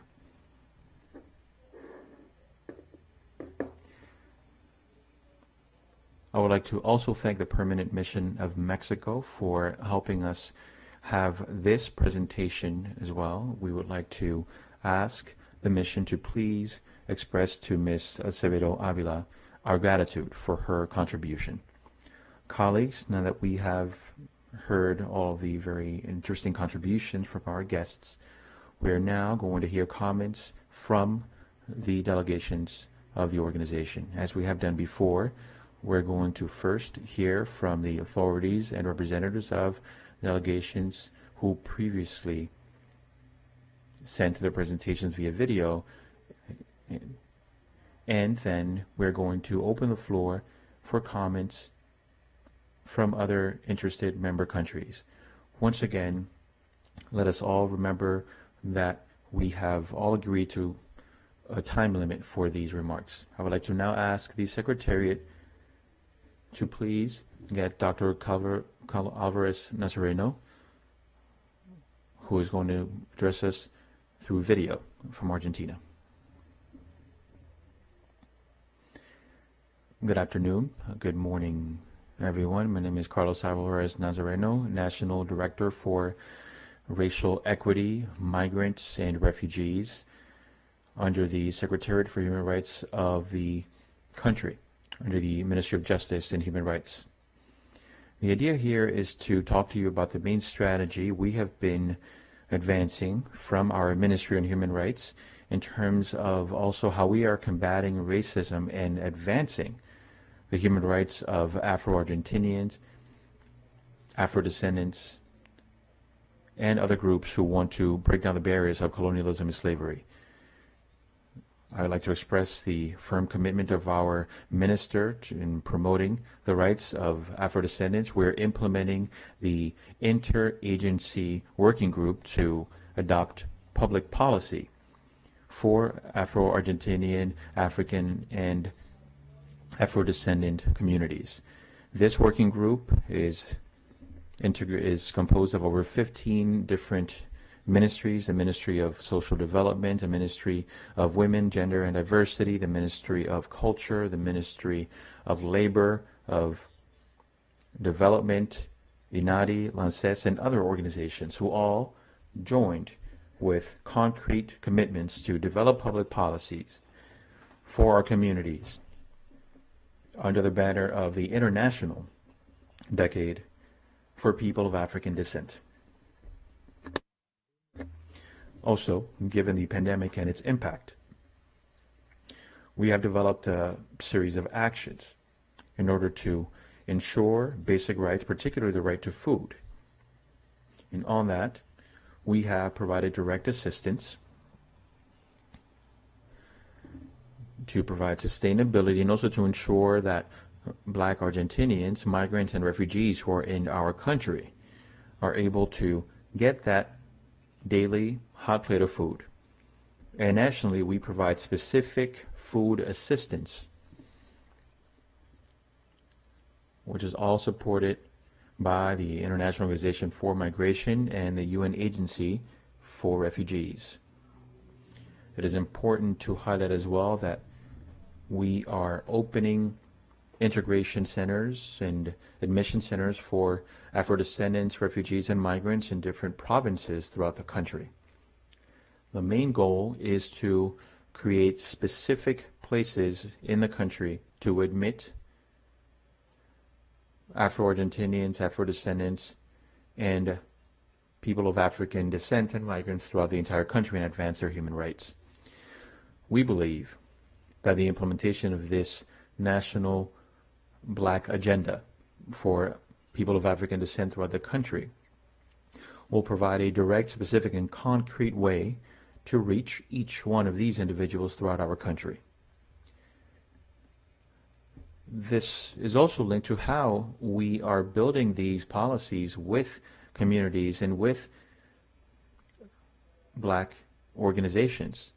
We have different bodies for consultations, for receiving proposals, and our latest intervention had to do with including 7 people of African descent. These are Black Argentinians and people of African descent into the racial committee. This affirmative action initiative allowed the Ministry of Human Rights in the country to include and hear these voices in order to strengthen our policies to combat discrimination, xenophobia, and others, but mainly to strengthen these policies overall. We believe that including these Black communities and helping to develop these public policies along with the commitment of national ministries is a great way to combat racism and discrimination, but mainly a great way to positively think about how to include and advance human rights for these groups, which have historically suffered from discrimination and violation of their rights. This is why just a few years in the conference of Durban, Argentina is taking concrete steps in order to advance the human rights of Black Argentinians, people of African descent, and others. Once again, and before going forward, I would like to ask the Argentinian delegation to please express our gratitude to Dr. Alvarez Nazareno for his remarks during this commemoration. I would like to now ask the Secretariat to please get Juana Lopez Cordova's remarks, the Vice Minister of Governor in the Republic of Panama. Buenos días. En representación de la República. Thank you very much. In representation of Panama, I'm very honored to address the Permanent Council of the Organization of American States to commemorate the 4th Inter-American Week for people of African descent in the Americas. For us, it is crucial to have this kind of conference, which is a very important channel throughout the region, particularly at a time when our countries and the world is going through a health crisis that hitherto has never been seen. Afro-descendant populations in the Americas are having to address major challenges, even when slavery permeated the 19th century and forms of discrimination that breach their rights and make them more vulnerable. It is crucial to build an agenda based on rights for Afro-descendant people so that they have a new social pact, given the needs and aspirations of all Afro-descendants, with Afro-descendants and for Afro-descendants, with strategic basic lines from the standpoint of the state. The scope of the harm and damage of COVID-19 on Afro-descendant communities has not yet been specifically pinpointed. Nonetheless, we know that it's revealing historical gaps that have to be resolved equitably for everyone, all citizens of the Americas. Thus, in this regard, His Excellency, President of Panama, Mr. Cohen, has established specific activities against all kinds of violence, discrimination, and racism, thus strengthening the fact that we states have to be guarantors of our rights. In our government plan, we are committed to honor all intellectuals, academic professionals, artists, sports people, and other Afro-Panamanian experts to make their contributions visible in our national life. And as a priority, we will hold an Afro-descendant census, both exactly and scientifically, so that we can have trustworthy and useful statistics. These census are of utmost importance because they will give us a chance to know how many we are, where we are, and in what conditions Afro-descendants of Panama are living. These are very important data for building public policies. On the 23rd of February, in a significant and historical act, the first board and advisory board of the National Secretariat for the Development of Afro-Panamanians was established. And as a very important fact, we would like to share with you that on the 16th of this month, His Excellency Erica Munoz, Minister of Foreign Relations, presented to the National Congress a proposal to ratify the Inter-American Convention against racism, racial discrimination, and all associated forms of intolerance. Thus, our country has moved ahead and is moving ahead in the right direction. The idea of the government is to move ahead with common objectives and not leave anybody behind, because racism and discrimination, both directly and indirectly, exacerbate inequalities and disadvantages. And these kinds of organizations, in the face of this world crisis, mean that we have an important opportunity to establish dialogue so that we can move ahead with a more participatory, a more democratic, a freer, a more inclusive and beloved community. Particularly, this will allow us to move towards a place where there's justice for all human beings. From the Ministry of the Government of the Republic of Panama, we reassert our commitment to not leave anybody behind. Our main objective as a country is to move towards the sixth frontier and fight against poverty. Thank you very much. Thank you very much. I'd like to thank the entire team from the Mission of Panama for all the work and for Mrs. Lopez's presence. And I would like to congratulate you and everyone in the ministry for their participation. Following, I'd like to ask the Secretariat to put up on the screen our Director of Policies for Afro-Peruvian population from the Ministry of Culture of Peru. We have a video.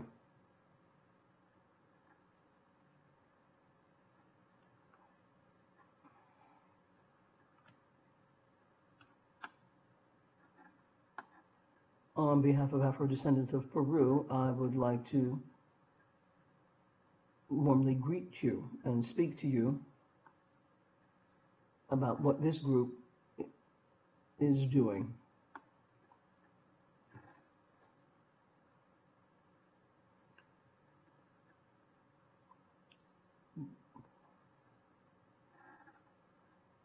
We are grateful that we are celebrating this special meeting of the Permanent Council to commemorate the International Day of Remembrance for the victims of slavery and the transatlantic slave trade.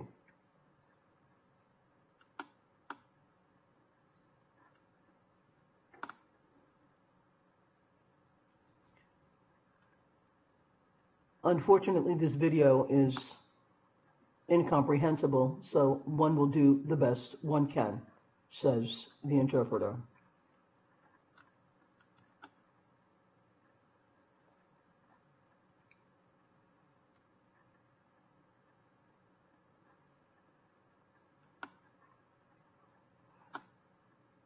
We have different institutions who are taking measures.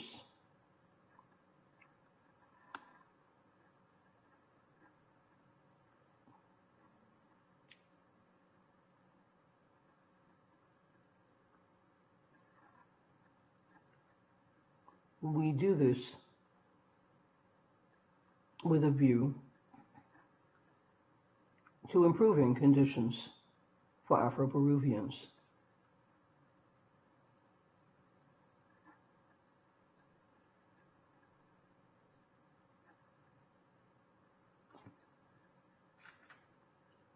This has been done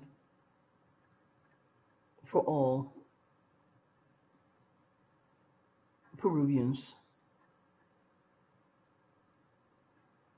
based on guaranteeing their human rights.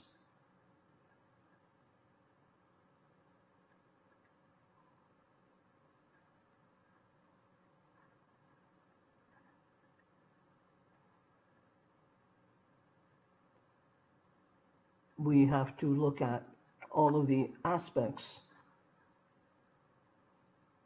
in Peru, especially human rights. We have to look at the victims of COVID-19 pandemic.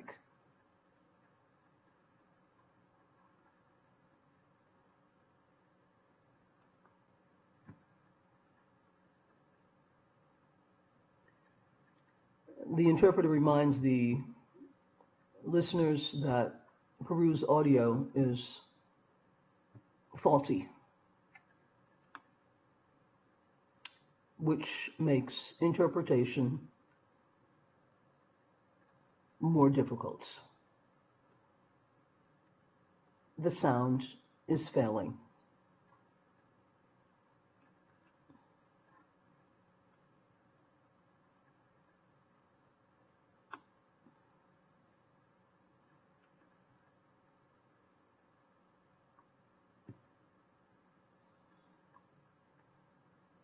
These are some of the broad strokes of decisions that have been taken in Peru in the various areas: social, economic, legal,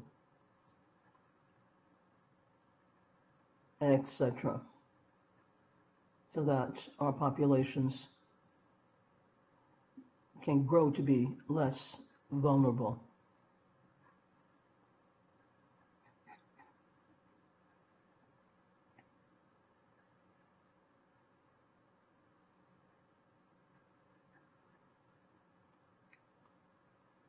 I thank you for this opportunity.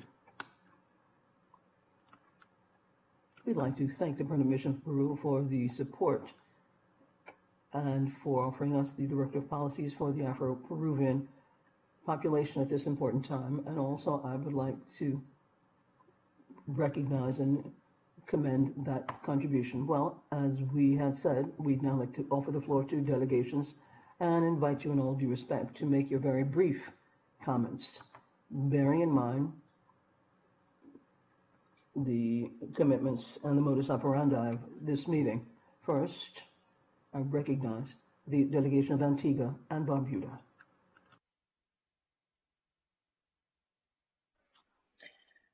Thank you, Madam Chair. Distinguished colleagues, Antigua and Barbuda is pleased to participate in this International Day of Remembrance for the victims of slavery and the transatlantic slave trade. My delegation need not recount the horrors of the slave trade and the brutality meted out to its victims and their descendants. These factors are now well documented. Sadly, there are elements throughout our global society who continue to justify the slave trade and slavery because of their inherent racism. Equally tragic is the fact that, as a race of people, the descendants of Africans are relegated to the bottom rungs of the economic and social ladder in many countries, including in the Americas, except for the Caribbean. Of course, there are exceptions. Some descendants of Africa, by virtue of their exceptional talent and skills, have risen to the top of their chosen callings, overcoming the obstacles of prejudice and racism. They beat the system because their quality could not be denied, but there are exceptions. As a rule, institutional racism has consigned African descendants as a distinct group to the margins of society. Again, except in the Caribbean, where because they form the majority of the populations, they occupy the commanding heights of the economy and of governance. Nonetheless, it is now widely known that many of the countries of the Americas would not have achieved their current levels of development without the contribution of hard labor, intelligence, and human capacity of African slaves and their descendants. Their hard labor was forced and uncompensated. Their intelligence denied, and their capacity for human achievement was disavowed. Yet they overcame their enslavement, the horrors of being the chattel of slave masters, the torment of having their children sold and their families rent asunder, the denial of the most basic human rights. Their accomplishments in science and technology, in literature, in arts, in scholarship, and in sports have contributed immeasurably to the standing of all countries in the Americas. Yet, as a racial group, they are still fighting for equity and equitable treatment in the Americas, except the Caribbean. Our nations are as yet far from the ideals set out in the three charters of this organization: and far away too from the rights set out in the constitutions of our member countries. Madam Chair, against this background, the delegation of Antigua and Barbuda considers this International Day of Remembrance not only appropriate but necessary, not to linger on the past, even though it is important to know the past, but to look to the future. My delegation reminds that the OAS Plan of Action for the Decade of People of African Descent still needs resources to be operationalized. All aspects of the plan, recognition, justice, and development, were implemented in Antigua and Barbuda long before the decade was even conceived. This was not done to address discrimination against the minority, but for the development of the population who is mostly of African descent. This permanent mission played a leading role in the development of the plan because as a member state, Antigua and Barbuda has a wider responsibility to promote and safeguard the rights of Afro-descendants, particularly in jurisdiction where much more must be done to ensure and guarantee such rights. With this in mind, Antigua and Barbuda underscores the urgency to provide resources to the plan of action in righting the wrongs of the past and in looking to a future where equity and justice prevails and are respected and upheld. In the words of Dr. Martin Luther King Jr., now is the time to make real the promises of democracy. Now is the time to rise from the dark and desolate valley of segregation into the sunlit path of racial justice. Now is the time to lift our nations from the quicksands of racial injustice into the solid rock of brotherhood. Now is the time to make justice a reality for all God's children. I thank you.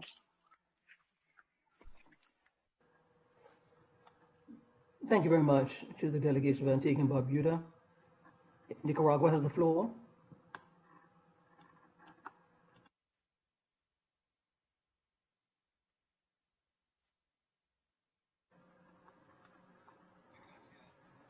Thank you very much, Madam Chairman.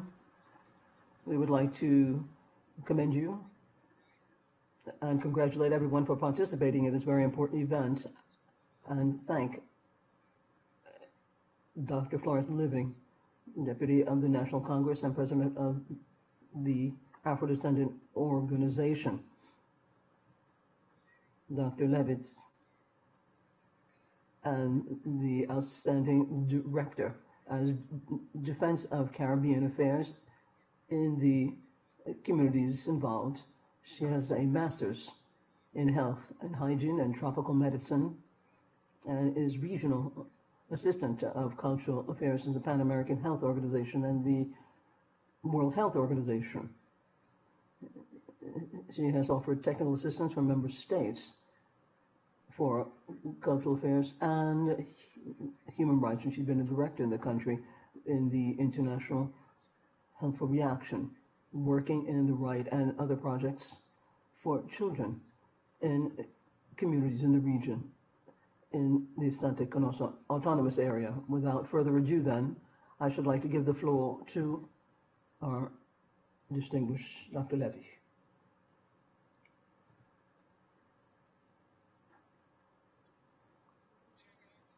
Thank you very much. Honorable Ambassador Maria del Carmen, Chairwoman of the Permanent Council, Permanent Representative of Panama to the OAS, Secretary General Luis Almagro of the OAS, Commissioner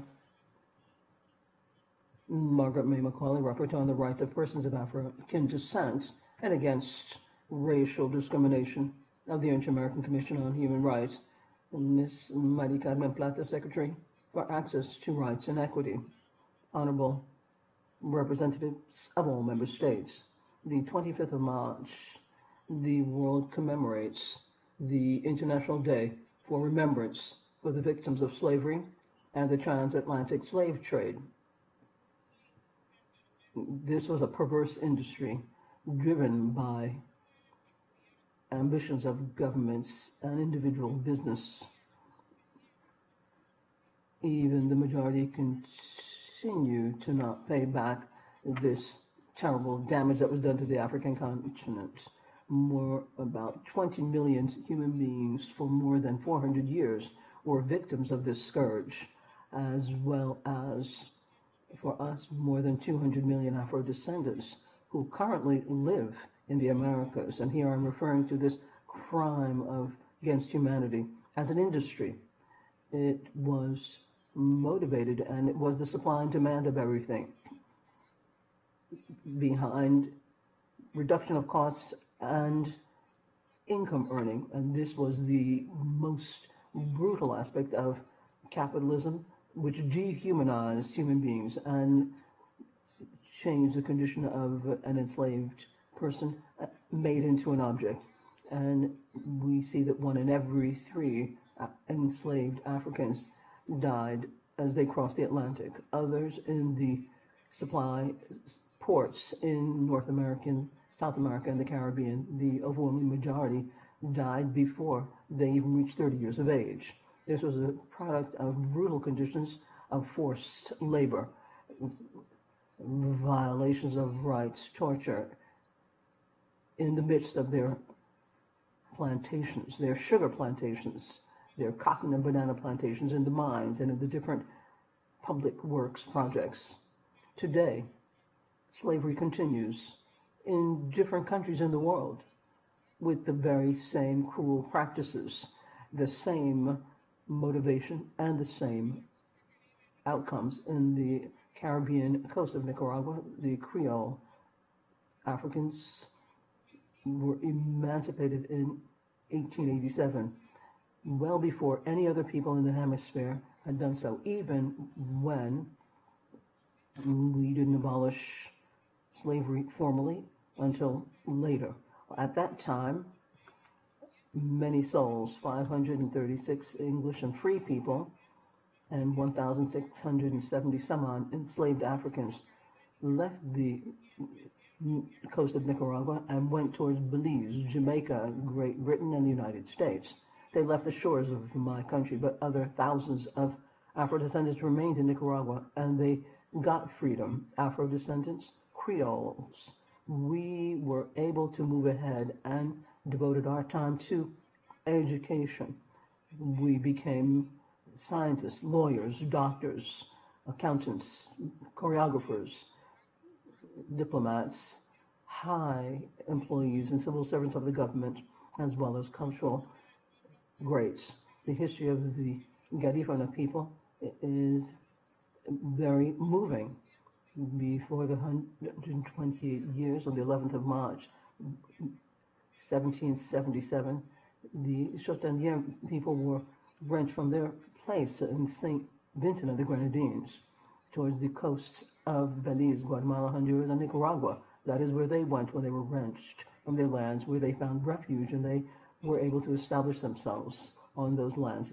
The Sandinist Revolution of 1979 in Nicaragua and the political constitution of 1987 allows us to recognize the multi-ethnic and pluricultural nature of Nicaragua.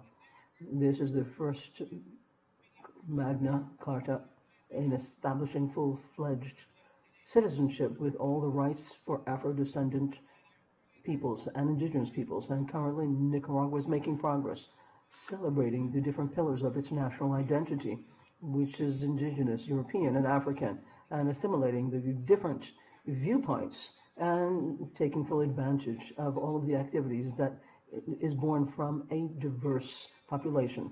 The government of reconciliation from the Nicaraguan Republic spearheaded by President Saavedra and Vice President Murillo, have themselves spearheaded a Christian socialist model as a point of departure for the Sandinist dream to guarantee equitable participation for the entire Nicaraguan people, and with a clear-cut understanding that all Nicaraguans, without any distinction, can contribute and will contribute to the development of the nation. Nicaragua recognizes the determined efforts made by Caribbean countries that have put forward a 10-point plan of action of the Reparations Committee from the Caribbean community, CARICOM, and applauds the efforts made by that committee to correct the injustices that emerged from genocide of native indigenous people and the transatlantic slave trade of enslaved Africans. Once again, reaffirming the urgent need. There should be effective measures for reparations, for a indemnization and recovery, economic recovery, and other things done internationally, nationally, and regionally. Nicaragua today and always reaches out in solidarity for the victims of the transatlantic slave trade, enslaved Africans, as well as the descendants of this terrible scourge, which today continues to see the horrific consequences. Thank you very much. Thank you very much to the delegation of Nicaragua, Deputy Wilson, the Commission of Afro-Descendants and Indigenous Peoples from the National Assembly of Nicaragua. I'd like to give the floor to the delegation of Paraguay. Paraguay has the floor.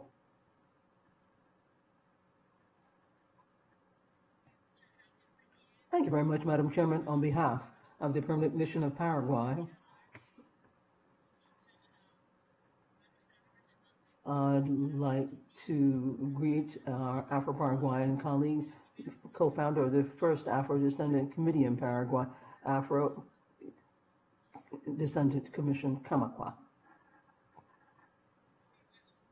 Thank you very much. You have the floor. Thank you very much.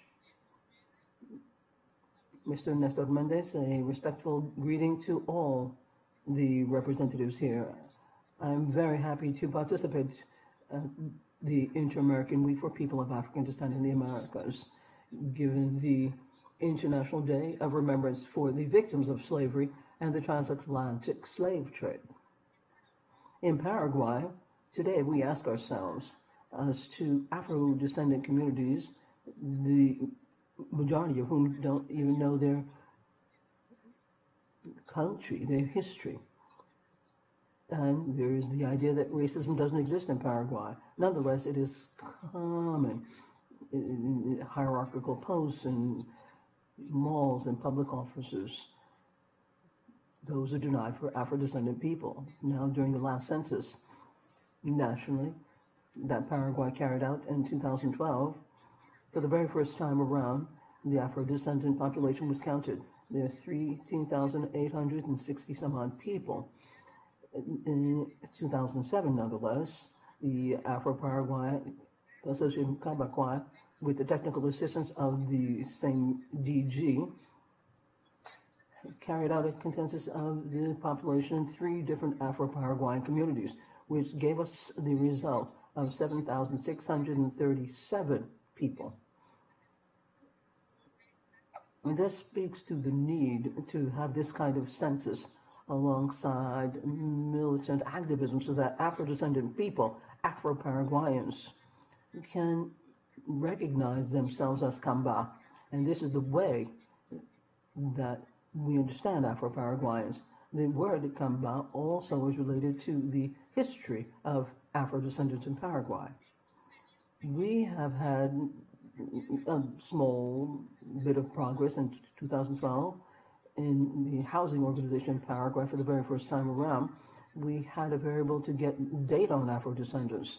In 2015, the law 5353/2015 declared December to have a day for Afro-Paraguayans. In law 300 from the Congress, we have a national interest for the National Decade for People of African Descent. The Technical Directorate for Dialogue and Joint Work, with representation from Afro-Paraguayan people and the National Secretariat for Culture, established in 2019, April, aims to build together the first bill for Afro-descendants in Paraguay, presented in November that very same year in the Congress. In September 2020, the National Secretariat for Culture launched a digital platform for the records of cultural organizations in Paraguay. And this allowed for identifying ourselves as organizations that promoted Afro-descendant cultural agents. Kambakwa, which is where I come from, is one of the reference communities that fights for rights for Afro-descendant people, as well as carries out community work. And that is because we have a saying. We have drums and other traditions, and these are our tools for community development. We spearhead things for Afro-descendants to go back to their roots with cultural exchanges and other experiences with other organizations such as the Afromundo organization in Uruguay, the University of Kansas in the United States, UNILA from Brazil, and the National University of Asunción, private universities, in addition to other organizations with whom we work. The main challenges during these times of pandemic because of COVID-19 for the Afro-Paraguayan population has to do with the implementation of programs to avoid spread of the disease, particularly in these communities around the capital where not everybody has access to public services, drinking water, and healthcare, food security, access to medication, medical care, and technology for registries in the health emergency have to be looked at, as well as access. In my community, Kambakwa, COVID obliged us, forced us to look at the social aspects, and we worked a lot so that we could be resilient with a group of women that today work to feed the population and so that they can get food kits. We work with young people. We give them courses in technology. The technology has changed our lives with the use of technology. And we have offered seeds so that families can make their own gardens for family consumption of foodstuffs. Currently, we're going through a very critical stage of the pandemic in Paraguay, where we are constantly monitoring ourselves amongst communities and between communities and taking great care. And then lastly, one of the most significant challenges is to uphold our customs, dances, traditions, and the traditions of each Paraguayan Afro-descendant community. During these times of the pandemic, we haven't been able to get together. We haven't had any intergenerational exchanges with our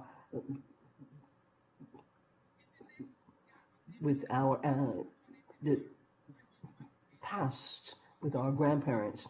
But now we're looking at a collective construction with our bill at the end of 2019, and this means that it is imperative, as we say, to strengthen justice, to strengthen resilience in Afro-descendant communities.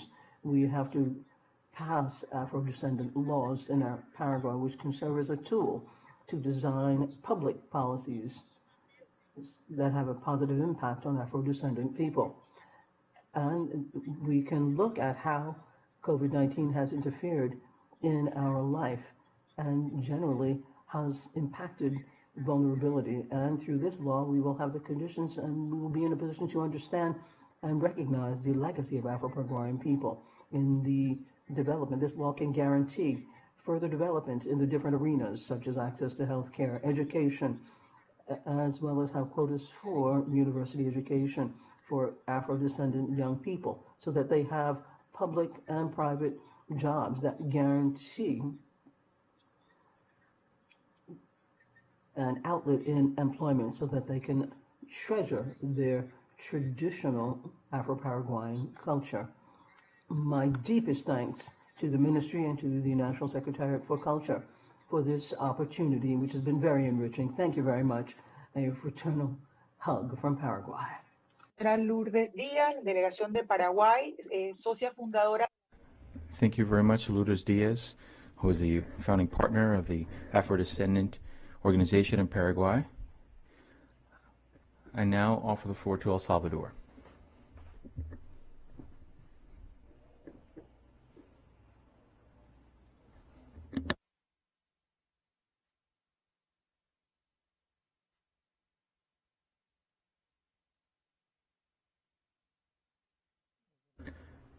I believe that the ambassador is having some connection issues.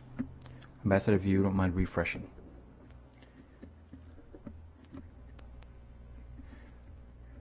Thank you.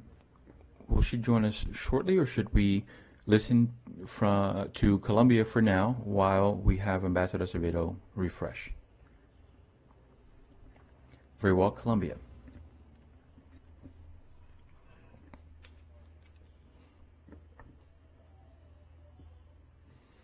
Can you hear me? Yes, Ambassador, we can't see you, but we can hear you. Can you hear me now? Yes, we can. Chair,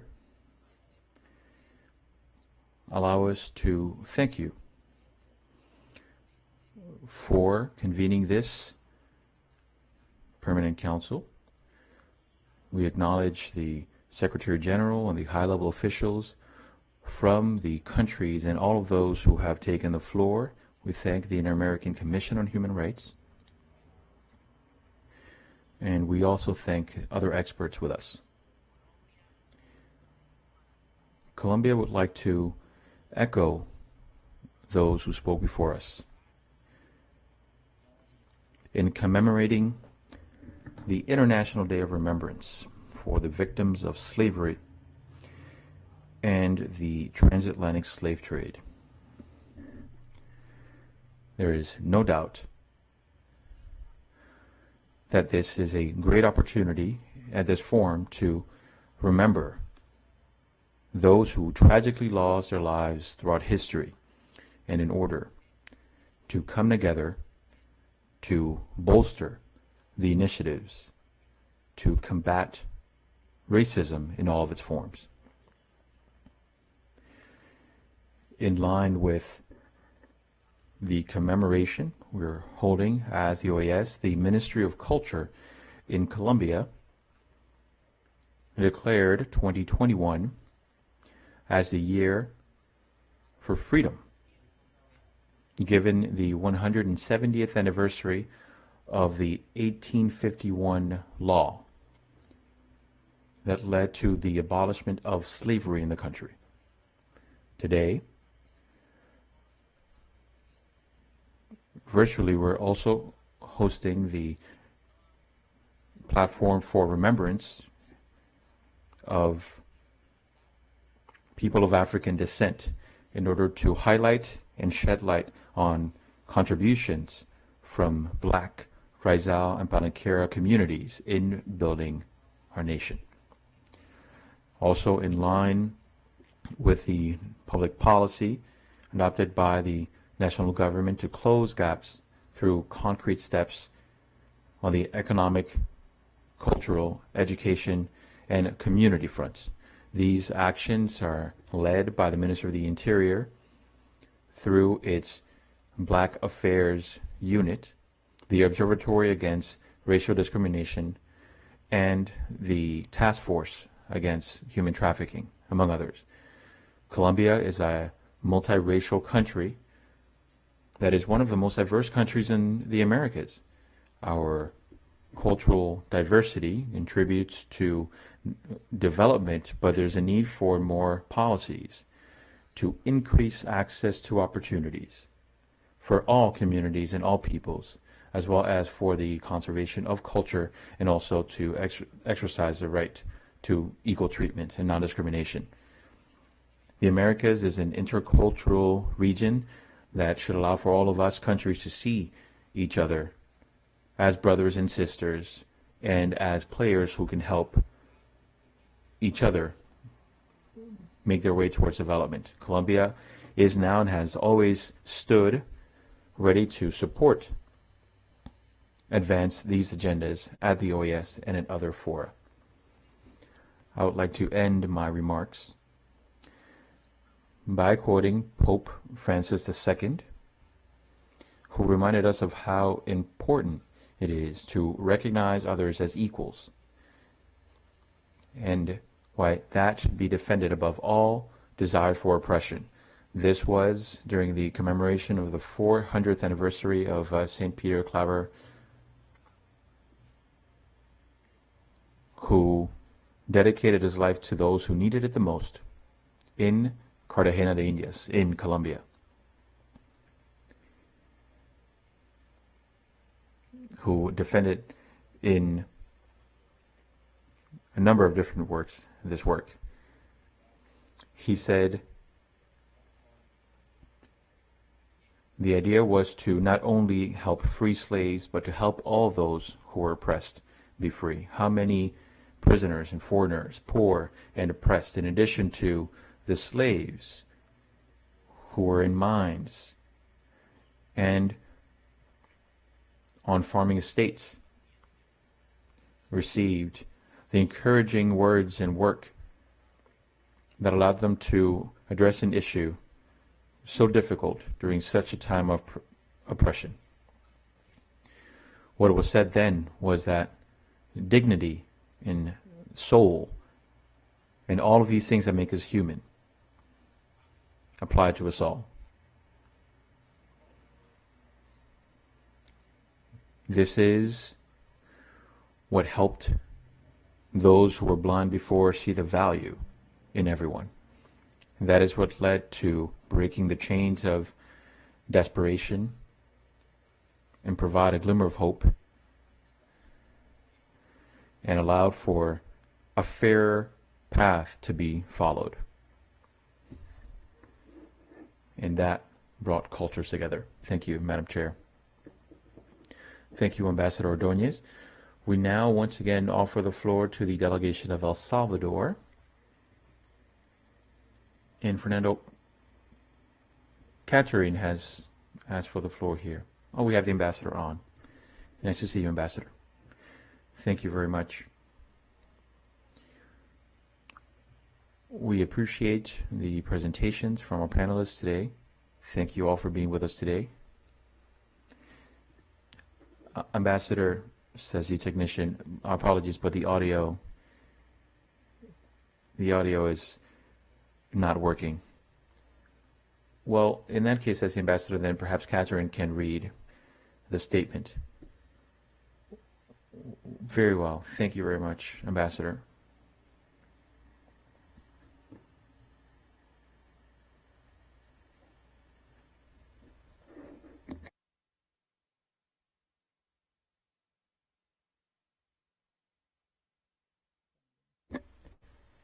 We're also experiencing a delay of the video on screen.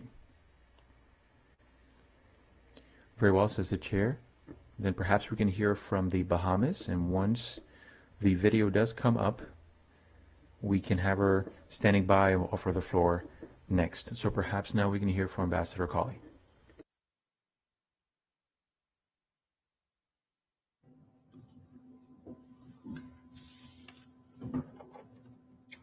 Thank you, Madam Chair.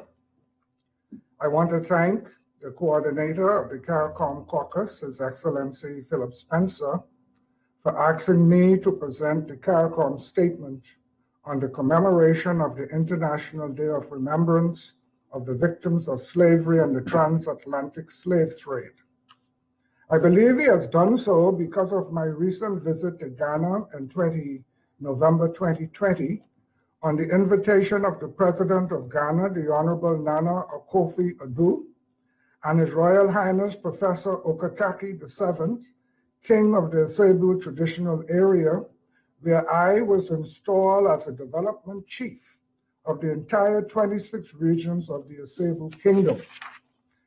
This was a part of the legacy of the events of the Year of Return. An awesome responsibility, and the first such honor awarded to a member of the African diaspora. My new chieftain title is Nana Kwesi Obertan I, the Solid Rock.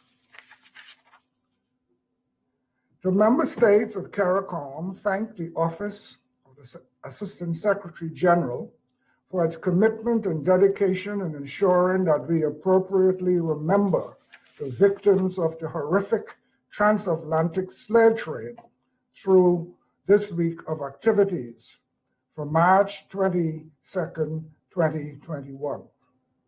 We also express our appreciation to today's presenters, in particular our own Dr. Cambone, for their moving and poignant words. Chair, CARICOM member states are intimately aware of the legacy of the transatlantic slave trade, having been destination countries for millions of enchained Africans. The driving force of the transatlantic slave trade was the need for labor in the New World, resulting in the forced removal of more than 4 times the number of the 17 million Africans who arrived in chains in the Americas. Stripped of their culture, their families, and their dignity, African men, women, boys, and girls were utilized as cheap source of labor for hundreds of years. While they reaped the benefits of this barbaric trade, colonizers also advanced the concept of race to justify the enslavement of Africans, thereby seeking to denigrate and dominate them. Today, the legacy of slavery lingers on through structures, systems, strategies that were developed to pursue an agenda of racial discrimination. As we contemplate the theme of this year's commemoration, quote, ending slavery's legacy of racism, the imperative for strengthening justice and resilience in Afro-descendant communities in the Americas in the face of COVID-19, close quote. It is important that we not only remember the victims of slavery and also address the lingering impact of its shameful act on people of African descent. For years, Afro-descendant communities were marginalized and denied equal access to jobs, remuneration, health care, education, housing, food, and other basic human rights as a result of the negative racial stereotype perpetrated through political, social, and economic systems and institutions. Despite measures to address the unequal treatment of Afro-descendants, the challenge of systemic racism persists, which the COVID-19 pandemic has magnified. In its January 2021 COVID-19 report, titled, quote, People of African Descent and COVID-19, Unveiling Structural Inequities in Latin America, close quote, the United Nations Economic Commission for Latin America and the Caribbean, ECLAC, reported that COVID-19 is exposing social inequities of all kinds, as well as the overrepresentation of African descendants among the group living in poverty who are employed in informal and caregiving jobs, close quote. The study notes that several agencies and institutions, including the Pan American Health Organization, the World Health Organization, have highlighted that the Afro-descendant population is more vulnerable to COVID-19 owing to the structural inequality and racial discrimination to which it is subjected. Chair, the Caribbean community has not been silent or inactive on the matter of justice for Afro-descendants and has been advocating for reparative justice for a number of years. Most notably in 2013, CARICOM heads of governments established the CARICOM Reparations Commission, CRC. The 10-point plan of the CRC has within its scope economic and social development and makes the case for reparatory justice for the region's indigenous and African descendant communities, who are the victims of crime against humanity in the forms of genocide, slavery, slave trading, and racial apartheid. Even before the establishment of CRC, Surinamese hero Antoine Ducombe and renowned politicians and scholars from the Caribbean, such as Dr. Eric Williams, former and first Prime Minister of Trinidad and Tobago, and Sir Arthur Lewis, St. Lucian economist and Nobel laureate, for economic sciences, set the foundations for focused attention and action to bring justice to the descendants of enslaved Africans through their public works. Despite the challenges faced by persons of African descent in our region, their resilient spirit remains strong and enduring.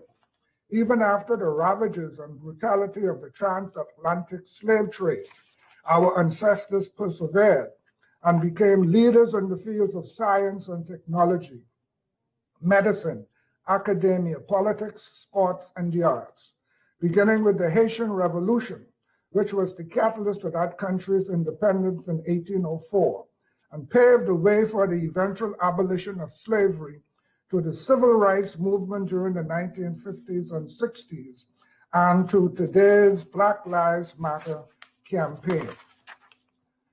Call for justice and the equal treatment of people of African descent are heard throughout the world.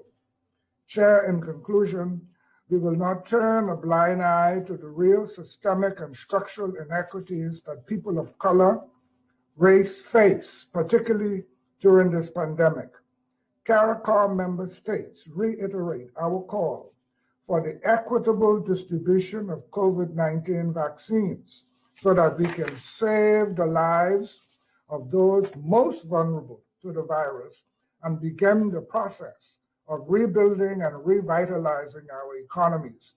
We stand in solidarity to end slavery's legacy of racism and inequality and to create a better, more equal world for our future generations. Thank you, Chair. Muchas gracias, Embajador Coley.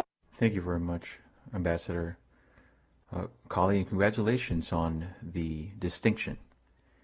I offer the floor now to the delegate from El Salvador.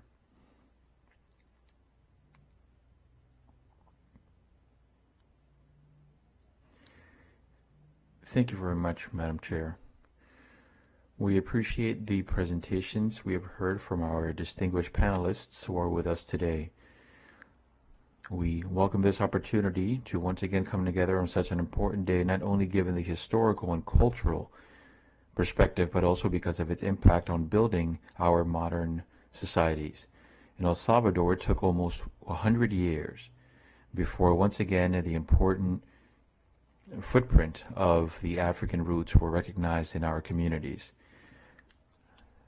In our society, given the recognition of this African presence, we have been able to also recognize our contributions to art and culture and other dimensions, which are part of our Afro-descendant community.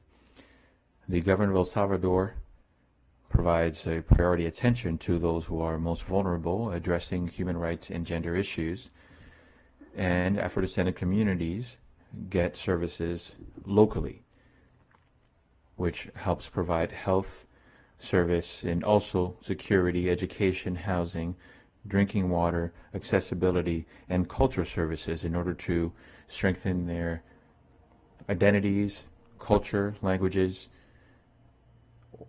their spiritual practices, among others. Institutionally, there was a restructuring of indigenous peoples' recognition in order to also broaden the kind of cooperation that was happening among all communities. Part of these efforts focused on a study to identify the kinds of townships where there were previously unknown or non-registered communities of African descent. In 2017, the Legislative Assembly received a document from an Afro-descendant organization asking for a constitutional amendment to recognize Afro-descendant communities in El Salvador. These reforms are expected to be taken up once again by the new Legislative Assembly that is going to come in May 2021. There have also been medium and short-term actions envisioned, for example, having a workshop for different Black communities to come together to think about the next steps for the anti-discrimination agenda. We believe that that is going to allow for awareness raising and taking steps to eradicate racism and discrimination. the creation of the National Institute in El Salvador to also recognize the identity diversity in El Salvador, establishing a work policy coordinating with the different government agencies through an awareness-raising strategy and dialogue strategy in the country to end discrimination in all of its forms. Additionally, a post-pandemic intervention plan is being drafted to help indigenous and Afro-descendant communities to mitigate the consequences of COVID-19. They are guided by the guidelines that have been established internationally. We would like to end by recognizing the work and leadership of the Assistant Secretary General Ambassador Nestor Mendez and of his whole staff, who came together and brought together the commitments of all member countries in order to bring all of us together as a community of member organizations, or member countries rather. Thank you very much. El Salvador, Mexico has the floor.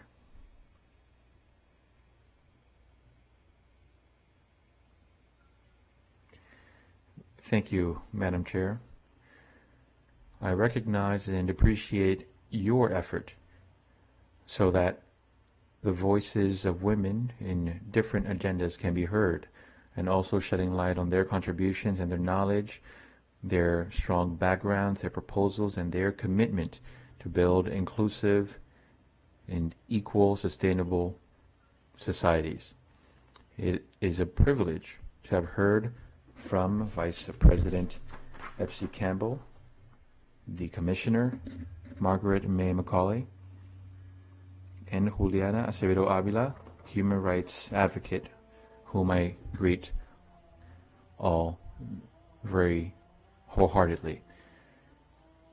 Their presentations have helped us better inform our mandates.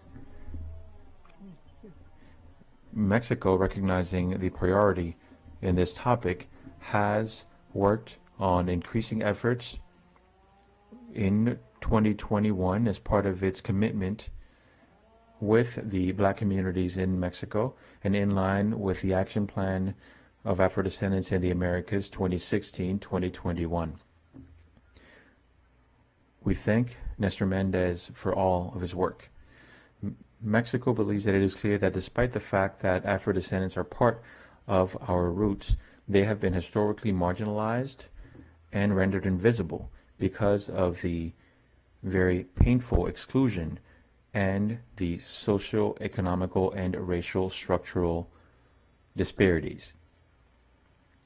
The consequences of all of this have been compounded during the pandemic. Mexico reiterates its commitment to protecting, advancing, ensuring, and respecting the human rights of all. In line with the anti-discrimination public policy, it has been key to do a number of things to improve the lives of Black Mexicans in order to address a number of urgent matters. Afro-Mexicans are the descendants of those who were transported as slaves from Africa to the Viceroyalty of New Spain, today called Mexico. Many of them with shipments coming in to the Mexican coasts, and that continued after our independence. Right now, they're mainly in the Costa Chica of Guerrero and Oaxaca, which is also found in Michoacán and in Veracruz, in the Janga region specifically, and in Mascogo, in the northern state of Coahuila.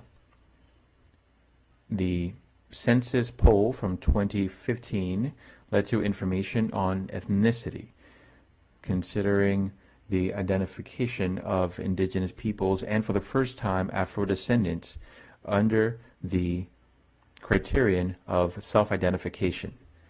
In 2020, the census asked for the first time what customs and traditions were practiced and whether someone identified as Afro-Mexican or Afro-descendant.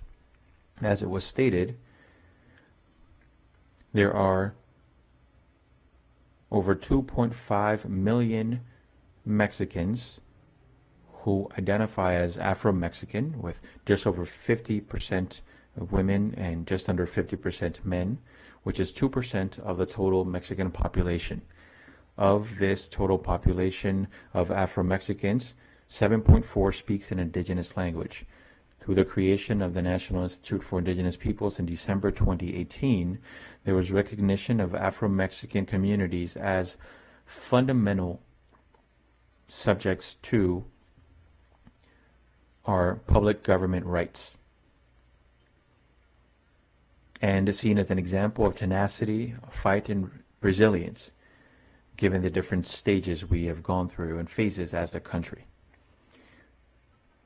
Following centuries of existence and a presence of Afro-Mexicans in Mexico, only on August 9th, 2019, was there an inclusion in the Article 2 of our Constitution of our country, the recognition for peoples and communities of African descent as part of the multicultural makeup of our country.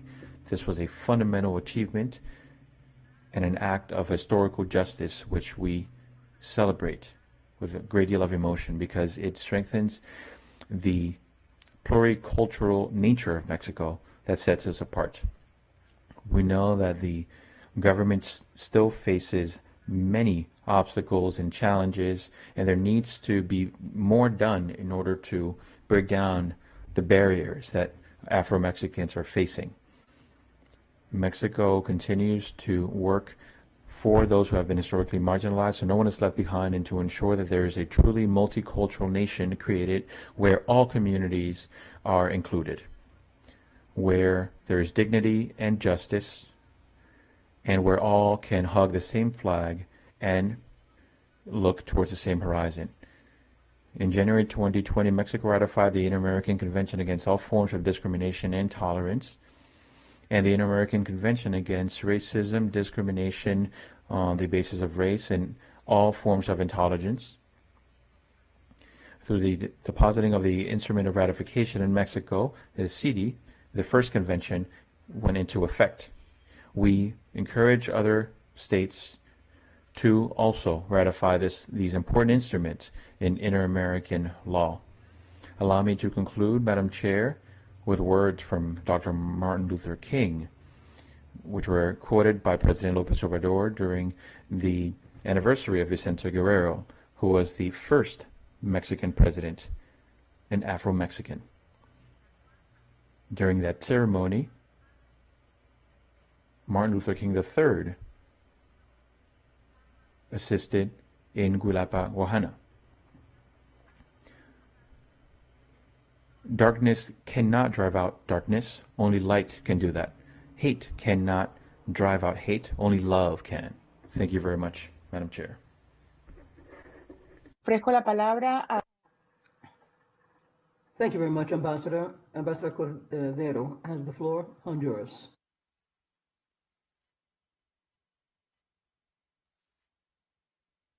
Está en mute, embajador. Microphone, please. I'm so sorry. Thank you very much, Madam Chairman. Good morning. For Honduras, we are very privileged to participate in this special meeting of the Permanent Council to commemorate the International Day of Remembrance for the Victims of Slavery and the Transatlantic Slave Trade.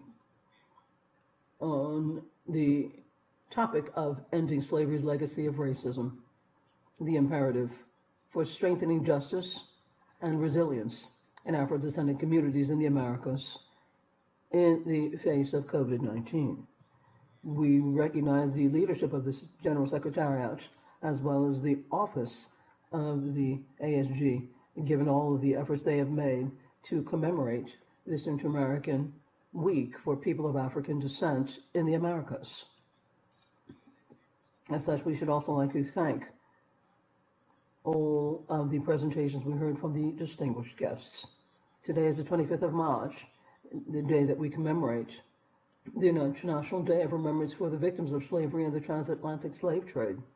This commemoration offers us an opportunity for each and every state to reflect and to build awareness on the topics concerning discrimination that Afro-descendant people suffer in the region. In 2020, COVID-19 hit and has made the gaps of inequality more visible. It has affected people who are more vulnerable in the region, and we're well aware that the situation represents for governments and societies a very important issue. We have to build our efforts so that we can guarantee that human rights are fully enjoyed by all Afro-descendants in the Americas. The government of President Hernandez, through the Secretariat for Social Inclusion and Development, has made efforts to implement public policies, programs, and other integral development programs which are geared toward improving the quality of life conditions in a multi-ethnic and multi-racial society with full-fledged respect for human rights, both collective and individual, for all Afro-Hondurans.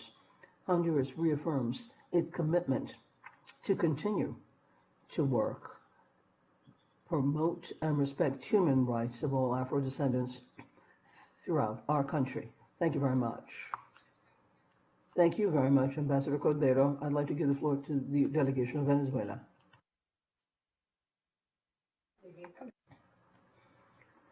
Thank you very much, Madam Chairman.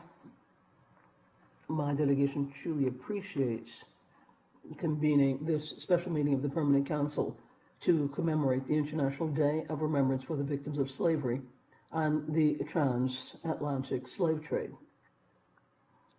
We would particularly like to thank all of the organizations that have given us a chance to think about all of this and the impact that slavery has had in the Americas. Precisely yesterday, 177 years since the promulgation of the law to eliminate slavery in Venezuela was had. This meant a culmination of a slow process and traumatic time. Simón Bolívar proclaimed absolute freedom for those enslaved Africans with a promise made by the president of Haiti, President Pétion. There was a famous speech at that time of Bolívar said that the freedom of slaves is as important as their own life itself. Yes, as important as their life and the life of the Republic. The time thereafter, abolition offered opportunities to include the formerly enslaved Africans in Venezuela. Most Venezuelans, descendants of Africans or indigenous peoples, lead us to look at these populations, and most of them are poor. This is strictly related to economic and social marginalization and racial discrimination. This is a gigantic increase in poverty and poor treatment for these Afro-descendant peoples in Bolivia, given the crisis in Venezuela and given the impact of COVID-19. We have a reflection of racial inequality. The failed policies in the public health system do not have the wherewithal to meet the needs of the needy population, particularly as concerns the pandemic and COVID-19. The decision by the government to have a vaccination program has not moved forward and puts at risk the most vulnerable population. Madam Chairman, we feel that our country and our region has a lot of ground to cover yet to eliminate the vestiges of slavery, which makes discriminated people have a very difficult life, and we have to move along this path to guarantee that all inhabitants in the region, without any exception, can live in full-fledged dignity and not be discriminated against because of the color of their skin. So, Madam Chairman, I would like to speak to the Inter-American Convention on Racism, Discrimination, and Other Forms of Intolerance, approved 2013 and entered into force in November in 2016. In this convention, member states of the OAS reaffirm their commitment to totally eradicate and unconditionally eradicate discrimination, racism, and all forms of intolerance. And there is the conviction that this will represent and uphold human values such as inalienable rights and the principles in the founding charter. The states party declare that racism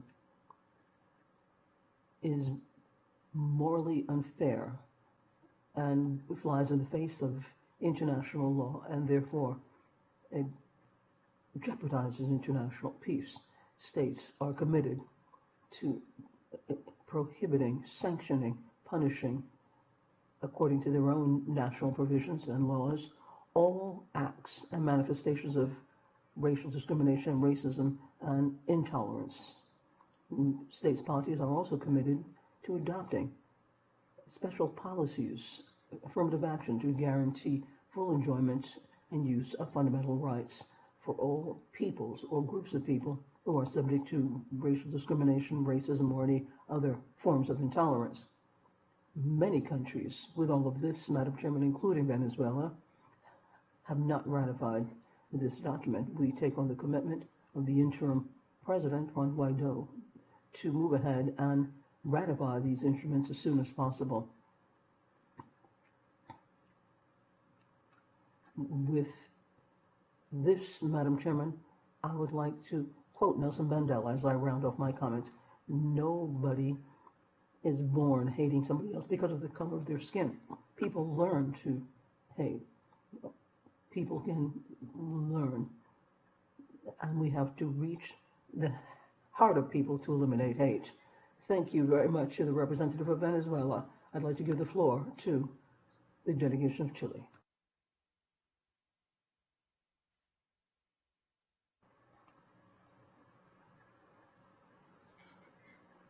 Madam Chairman,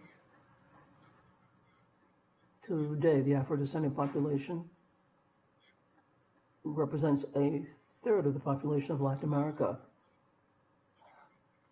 has been the sector historically subject to public policies with a disproportionate amount of poverty throughout the world. Afro-descendants are present in the Americas and in Chile. They are active parts in the Constitution and in the states of our hemisphere. It's very important to look at the participation of the independence processes of countries where they arrived, the contributions of Afro-descendant cultures in my country is seen in many different aspects.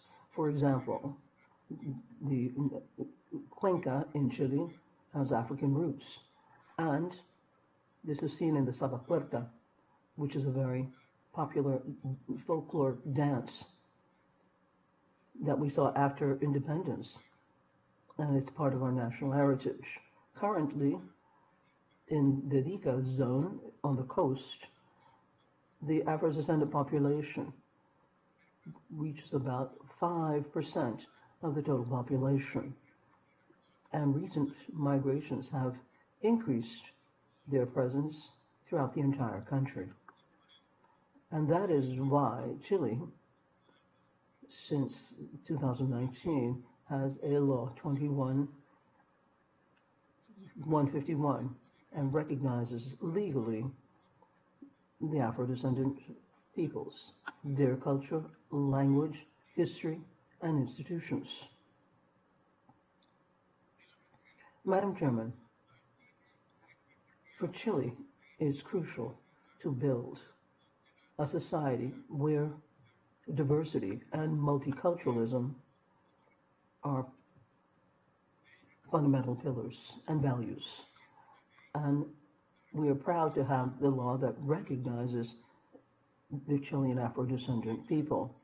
In point of fact, recognition stems from the obligation of the state to promote their culture and respect their symbols, the duty to include national education with Afro-descendants history,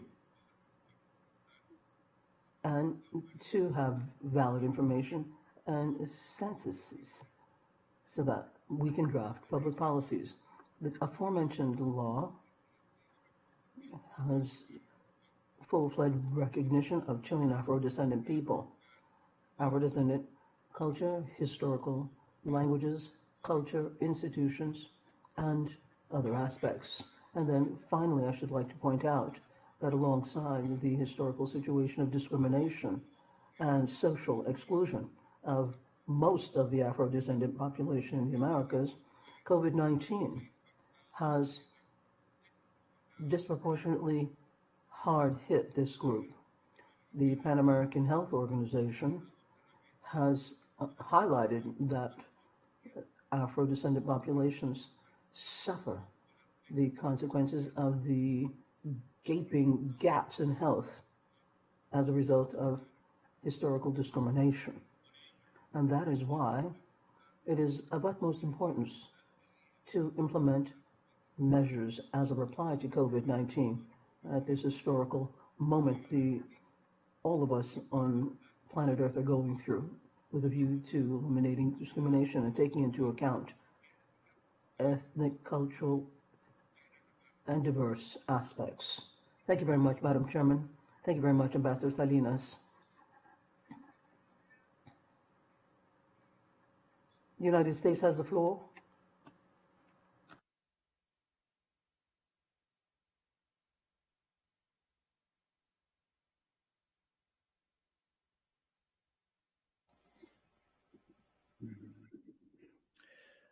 Thank you, Madam Chair. I would first like to congratulate you, Madam Chair, as well as Assistant ASG General Secretary, Assistant Secretary General Mendez, and the OAS Secretariat for organizing this important week, despite all the challenges as we continue to face the global pandemic. My delegation would also like to thank today's panelists for their presentations. Their remarks clearly demonstrate that the theme of today's Permanent Council meeting merits serious discussion. I will start by observing that there is no greater blemish on the history of the United States of America than that of slavery. It has been called our original sin. The United States has never fully lived up to the founding principles of this nation, that all people are created equal and have the right to be treated equally throughout their lives. We know that it is long past time to confront deep racial inequalities and inequities and the systemic racism that continue to plague our nation. The United States fully recognizes the enduring impact of the wounds of slavery, and collectively, we must strive to heal them. We are a multicultural society, and one of the best ways for us to honor those who were enslaved is to spread awareness of their struggle, recognize the contributions made by people of African descent to build and develop this country, and to celebrate the culture and traditions of the African diaspora in the United States and elsewhere in this hemisphere. The story of transatlantic slavery, the struggle for its abolition, which led to the bloodiest war in our history, and the violence and injustice that continued long after the end of our Civil War, are painfully woven into the fabric of our nation. Thankfully, the same can be said about heroes such as Harriet Tubman, Frederick Douglass, Rosa Parks, Dr. Martin Luther King Jr., Supreme Court Justice Thurgood Marshall, and now Vice President Kamala Harris. As Dr. King said, injustice anywhere is a threat to justice everywhere. Similarly, injustice committed in the past against the dignity of enslaved persons and indigenous peoples, and the discrimination that people of African and indigenous descent still face today, remain an injustice against all people. A knee to the neck opened the eyes of millions of Americans and launched a summer of protest that stirred the nation's conscience. Countries around the world watched as these protests unfolded in cities across the United States. Last month, President Biden called on the American people to honor the history and achievements of Black Americans and to reflect on the centuries of struggle that have brought us to this time of reckoning, redemption, and hope. Under the Biden-Harris administration, the United States is committed to finishing the work left undone by its predecessors and fulfilling the promise of America for all Americans, including especially Black Americans and other minority communities who have too long been denied their full legal, political, and economic rights. We bring to our work a seriousness of purpose and urgency to advance racial justice and equity across the board in healthcare, education, housing, employment, and the environment, in our justice system, and in our electoral process. In the first 60 days, the president has made this a priority, from redressing racial discrimination in housing to ending private prisons that imprison young Black and brown men, to respecting the sovereignty of Native American tribes, to combating xenophobia and discrimination against Asians, Asian Americans, and Pacific Islanders. The Biden-Harris administration also recognizes how the COVID-19 pandemic and economic crisis has been disproportionately damaging to members of racial and ethnic minorities, and it has taken numerous steps to support these communities in the face of adversity. To be clear, this is just the beginning. Ending racial discrimination, particularly in our criminal justice system, will be an ongoing priority for the president and for the entire Biden-Harris administration. We ask that other countries join us. We must all work to combat racism and eliminate discrimination in our societies. In the United States, to again paraphrase the words of Dr. Martin Luther King, we believe that success should be defined by the content of one's character, not the color of one's skin. Today, we honor the sacrifices others have made for equality, and we stand together to protect the rights of all. The United States looks forward to continued engagement with hemispheric partners to find solutions to our common challenges. Thank you, Madam Chair. Thank you very much to the representative of the United States. Ambassador Barbados has the floor. Ambassador Lynch. Good afternoon, Madam President, Mr. Secretary General, Assistant Secretary General, all presenters, including the Honorable Vice President Epsi Campbell Barr of Costa Rica, and Commissioner Margaret Macaulay. Barbados joins in commending you, Madam President, as the President of this Permanent Council and the Office of the Assistant Secretary General for your commitment in ensuring that we continue the actions to ensure that whilst we forgive, we never forget the horrific events of slavery and the transatlantic slave trade that remains as a permanent stain on humanity. The fact is that the direct enslavement of African people in our societies may be long past. However, many forms of racial discrimination that mirror many of the practices of the slave trade still very much exist in the Americas today. In any territory where Black and brown people live in lack of resources of any kind, which are readily available to other ethnic groups, is to render those people, in essence, lesser people than the other members of the population. Lack of access to proper health, to adequate nutrition and housing, to education, and to freedom of movement is to render them not much better off than those that were brought from Africa as forced labor for the enrichment of others. There's no doubt the strides have been made in recognizing the rights of people of color, and in some ways improving the lot of many people of color in the Americas. That stated, the reality is that one person discriminated against in our societies, one person living in lack or deprivation, is one too many.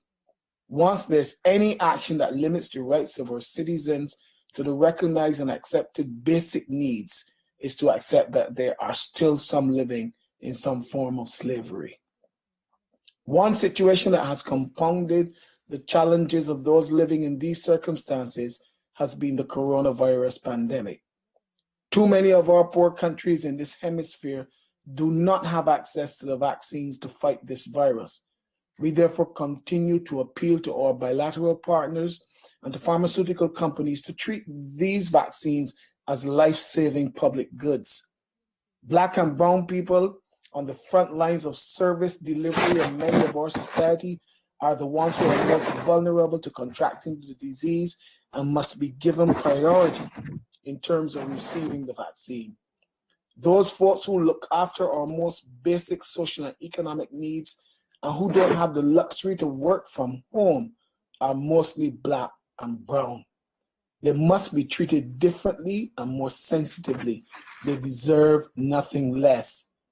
Poor and smaller countries which have neither the market size nor the capital of developed countries, and in many instances, citizens who have also suffered through a debilitating slave past, will always be left behind in a global health intervention ruled by profit.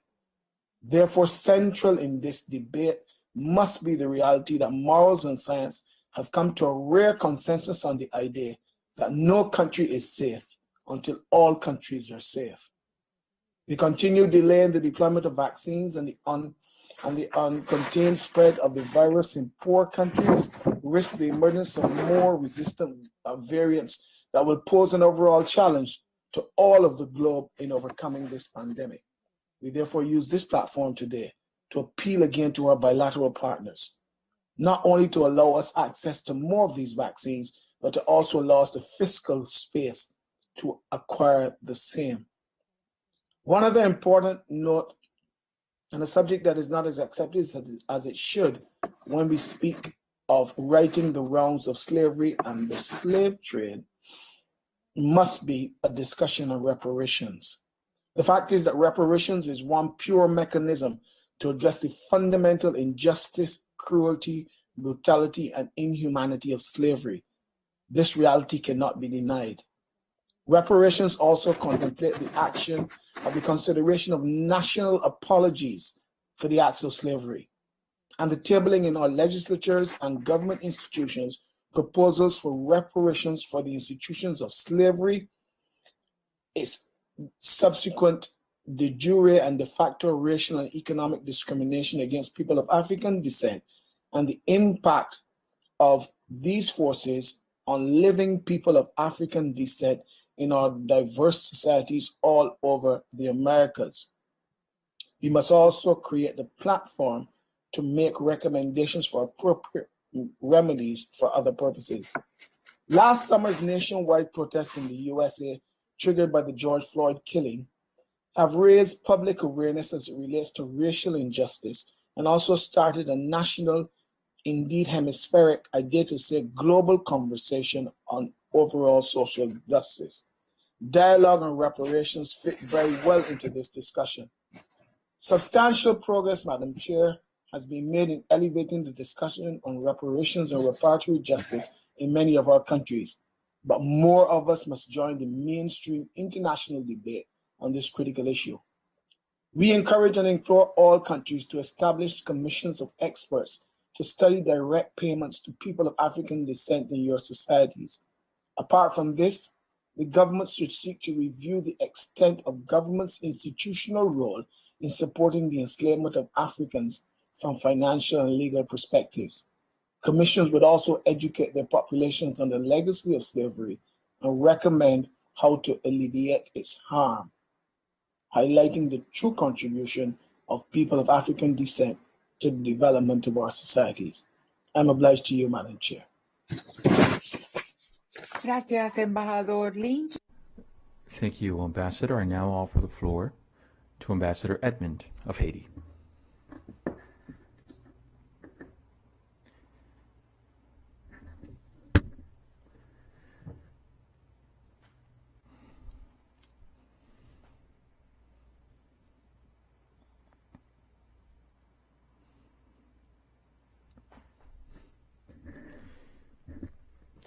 Thank you, Madam Chair.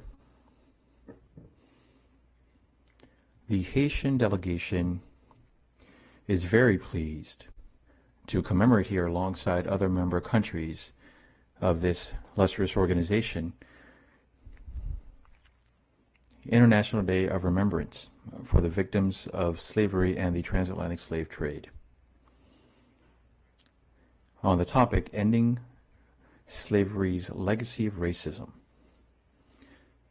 the imperative for strengthening justice and resilience in Afro-descendant communities in the Americas in the face of COVID-19.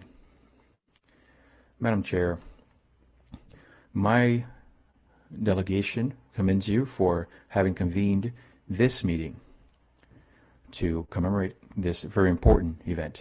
I would like to also take this opportunity to commend the Assistant Secretary General and the staff for what they did to help us be here for this commemoration. As everyone knows, the Republic of Haiti wrote into the universal history one of the unforgettable parts of the history of people of African descent by becoming the only black revolt to succeed in the world, the first and only black nation that resulted from a rebellion of slaves, by recognizing the humanity of black people at a time where this was not an accepted idea from the pro-slavery powers. Despite all of what was done, there was the degradation that was used to profit and create countries on the backs of our brothers and sisters, which was all part of this slavery that was focusing on Africans for this work. As Aimé Césaire said, Haiti is a place where blacks stood up and for the first time said that they believed in their humanity. Haiti created January 1st, 1804, but this historical reference is no longer ours. It belongs to the world and belongs to the human race. And this is because the ideals of freedom, of equality, and of dignity know no borders. However, this freedom, which was courageously conquered, also raised hope for everyone in the region. This light was what was in place all the way through Simón Bolívar, who wanted for this freedom to be enjoyed in the entire region. Alexandre Pétion, President of Haiti, thanks to his open mind, as he was able to also engage with the great Toussaint Louverture, was generous enough to take Simón Bolívar in and gave him the land of Jacmel as a way to give birth to the flag of liberation of Gran Colombia, a project that unfortunately fell short of its aspirations. In addition to this land that welcomed him, Simón Bolívar also benefited from Pétion's gestures, who provided money, weapons, ammunition, and soldiers with a single goal, and it was to spread the ideals of freedom and liberty throughout the entire region of the Americas. These noble aspirations in Simón Bolívar paved the way for the Pan-Americanism, which in some way culminated in the creation in 1948 of the Organization of American States, Haiti being one of its founding members. We recognize and fully appreciate the OAS's initiative to advance and defend people of African descent in the Americas. We believe that that is fully in line with the values of democracy and of recognition and respect for human rights to ensure an environment that is safe and enables development for sustainable well-being for all. The commemoration of this week coincides with the ideal of freedom and solidarity as promoted by the OAS. Madam Chair, it is one thing to be free, but experiencing this freedom with respect for human dignity is another. It is estimated that about 200 million Black people live in the Americas, which accounts for about 1/3 of the regional population. However, people of African descent are among the most vulnerable in our hemisphere, particularly during this COVID-19 pandemic. We believe that there's still a lot to do in order to shed light on the great contributions of people of African descent in the Americas. Our region has a moral obligation to recognize and provide justice to people of African descent. Our organization also has the obligation and duty of establishing concrete programs to incentivize and encourage member countries to invest more in a number of areas, including healthcare, in order to address the COVID-19 pandemic. And through that, to provide greater assistance to people of African descent outside of just the celebration of this week.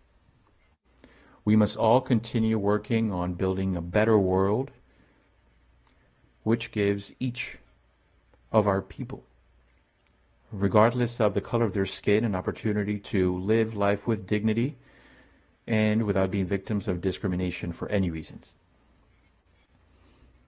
To quote the famous James Baldwin, he said, "It is to history that we owe our frames of reference, our identities, and our aspirations." Achieving freedom and equality for all men and women around the world, regardless of their race, of credence, or of class, is the apogee of a world that is truly fair and will be one of humanity's biggest victories. Unfortunately, the fight against discrimination and intolerance continues today, while we continue to fight for the full respect of these principles, which are the cornerstones of our organization, human rights and our shared humanity. In the charter of the OAS, it says that social justice and safety and security for all are the foundation of lasting peace. And this reminds us of the Inter-American Convention Against Racism, Discrimination Based on Race, and all related forms of intolerance, and the action plan for the decade of people of African descent in the Americas. This is a great opportunity to call for recognizing and respecting and advancing the human rights of people of African descent in the Americas and their great contribution to building the socioeconomic, political, and cultural identity of the region.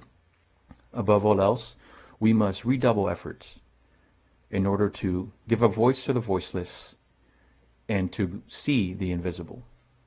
In closing, Madam Chair, we are celebrating the Week of People of African Descent, and it is important and timely to once again recall that Haiti opened the cycle of abolition of slavery in the New World, and without any exaggeration, was once the pearl of the Caribbean. Despite the dereliction of duty of generations that followed its independence, today it may seem like this dream has been battered, but the ideal of emancipation and universalism that has come out of this fight will continue to lead us to once again become the pearl of the Caribbean. Thank you.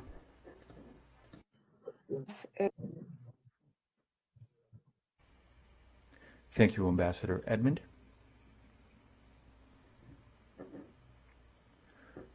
The interpreter points out the chair has lost their signal. Ambassador asks the technician, can you ask for the floor once again, please? Very well, the Dominican Republic has the floor.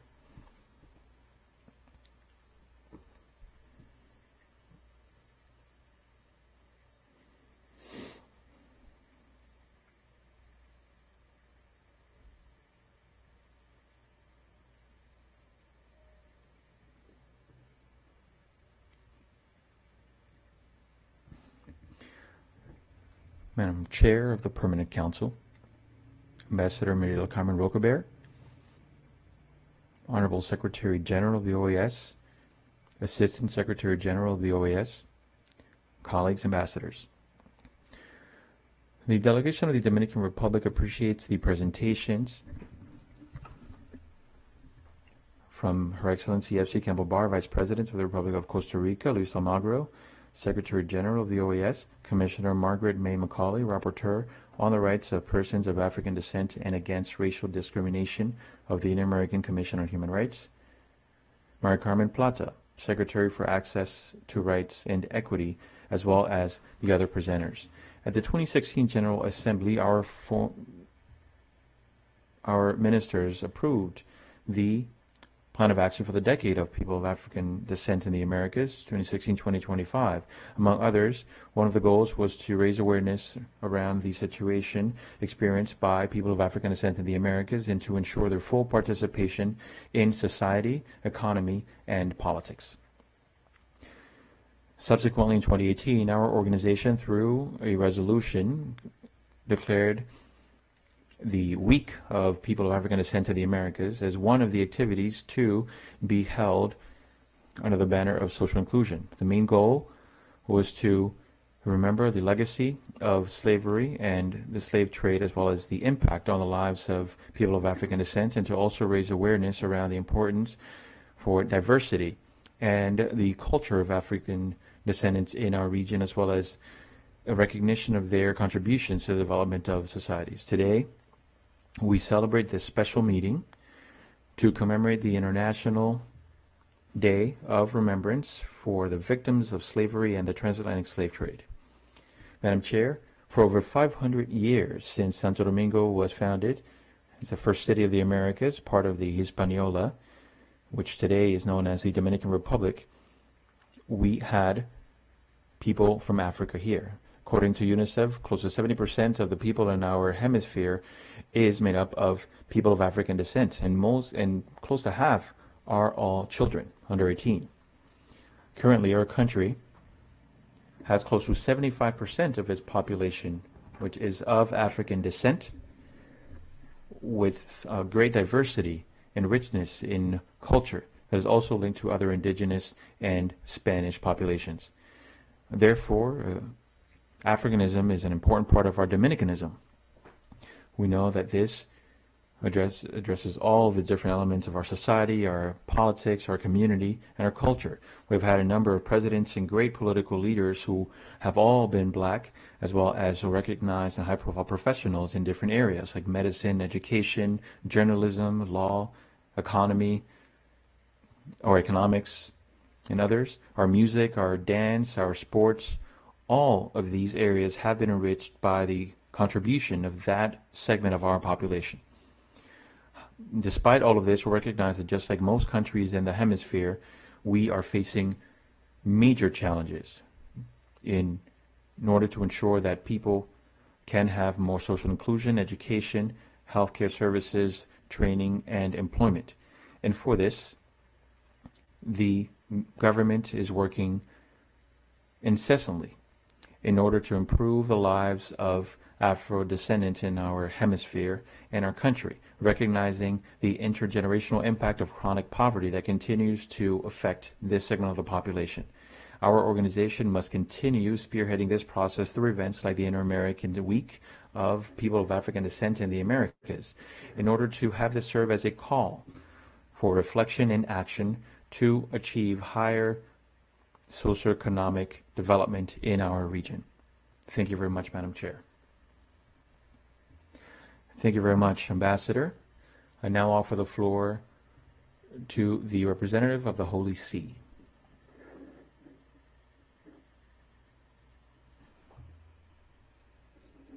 Madam Chair, the Permanent Observer Mission of the Holy See would like to greet the General Secretary of the OAS. We appreciate this special meeting of the Permanent Council to commemorate the International Day of Remembrance for the victims of slavery and the transatlantic slave trade. This topic is something that affects us all. Current conditions in this pandemic has exacerbated situations for people who are already experiencing very difficult conditions. This has raised awareness around the need for working together and joining efforts in order to address a pandemic that is battering a number of countries in the hemisphere, and also ask for greater solidarity so everyone can gain access to vaccines. Pope Francis, on a number of occasions, has condemned slavery and the slave trade. Something that has happened but continues to take place in a number of countries today. These are parts of our history that make us feel ashamed to be human. We need to remember this once and over again and understand the importance of recalling these times. Recognizing the severity and scope of this is part of a lot more work that needs to be done, but there is more to do as well to better coordinate our efforts, the efforts of governments, judicial officials, legislative officials, as well as social workers, in order to combat this scourge and the many others that batter our societies. We must make progress towards the kind of peaceful harmony that our peoples need. And for this, there's a need for including the new and different perspectives of the segments of the population that for too long have been silenced or forced to live in the shadows. They have been the main victims of these processes, and we are all people, and we need a social covenant and a cultural covenant. Following the teachings of Pope Francis, the Holy See reiterates our commitment to work with the international community to ensure that the conditions of dignity for individuals suffering from racism and marginalization because of their color of skin or race can be ended. There's a need for more political, judicial, and economic conditions that can help those who have historically been marginalized overcome these barriers. Chair, the Holy See is pleased to see that the OAS is keeping its founding aspirations by advancing the inclusion of everyone in our hemisphere, including those of African descent, safeguarding their rights and their dignities by working with member countries to create a space where everyone can be included and can be recognized as members of the same family, the human family. Thank you very much. Thank you very much, Monsignor, for your first remarks here at the Permanent Council. This brings us to the end of all remarks and presentations for today's meeting, all of which will be recorded in the minutes of the meeting.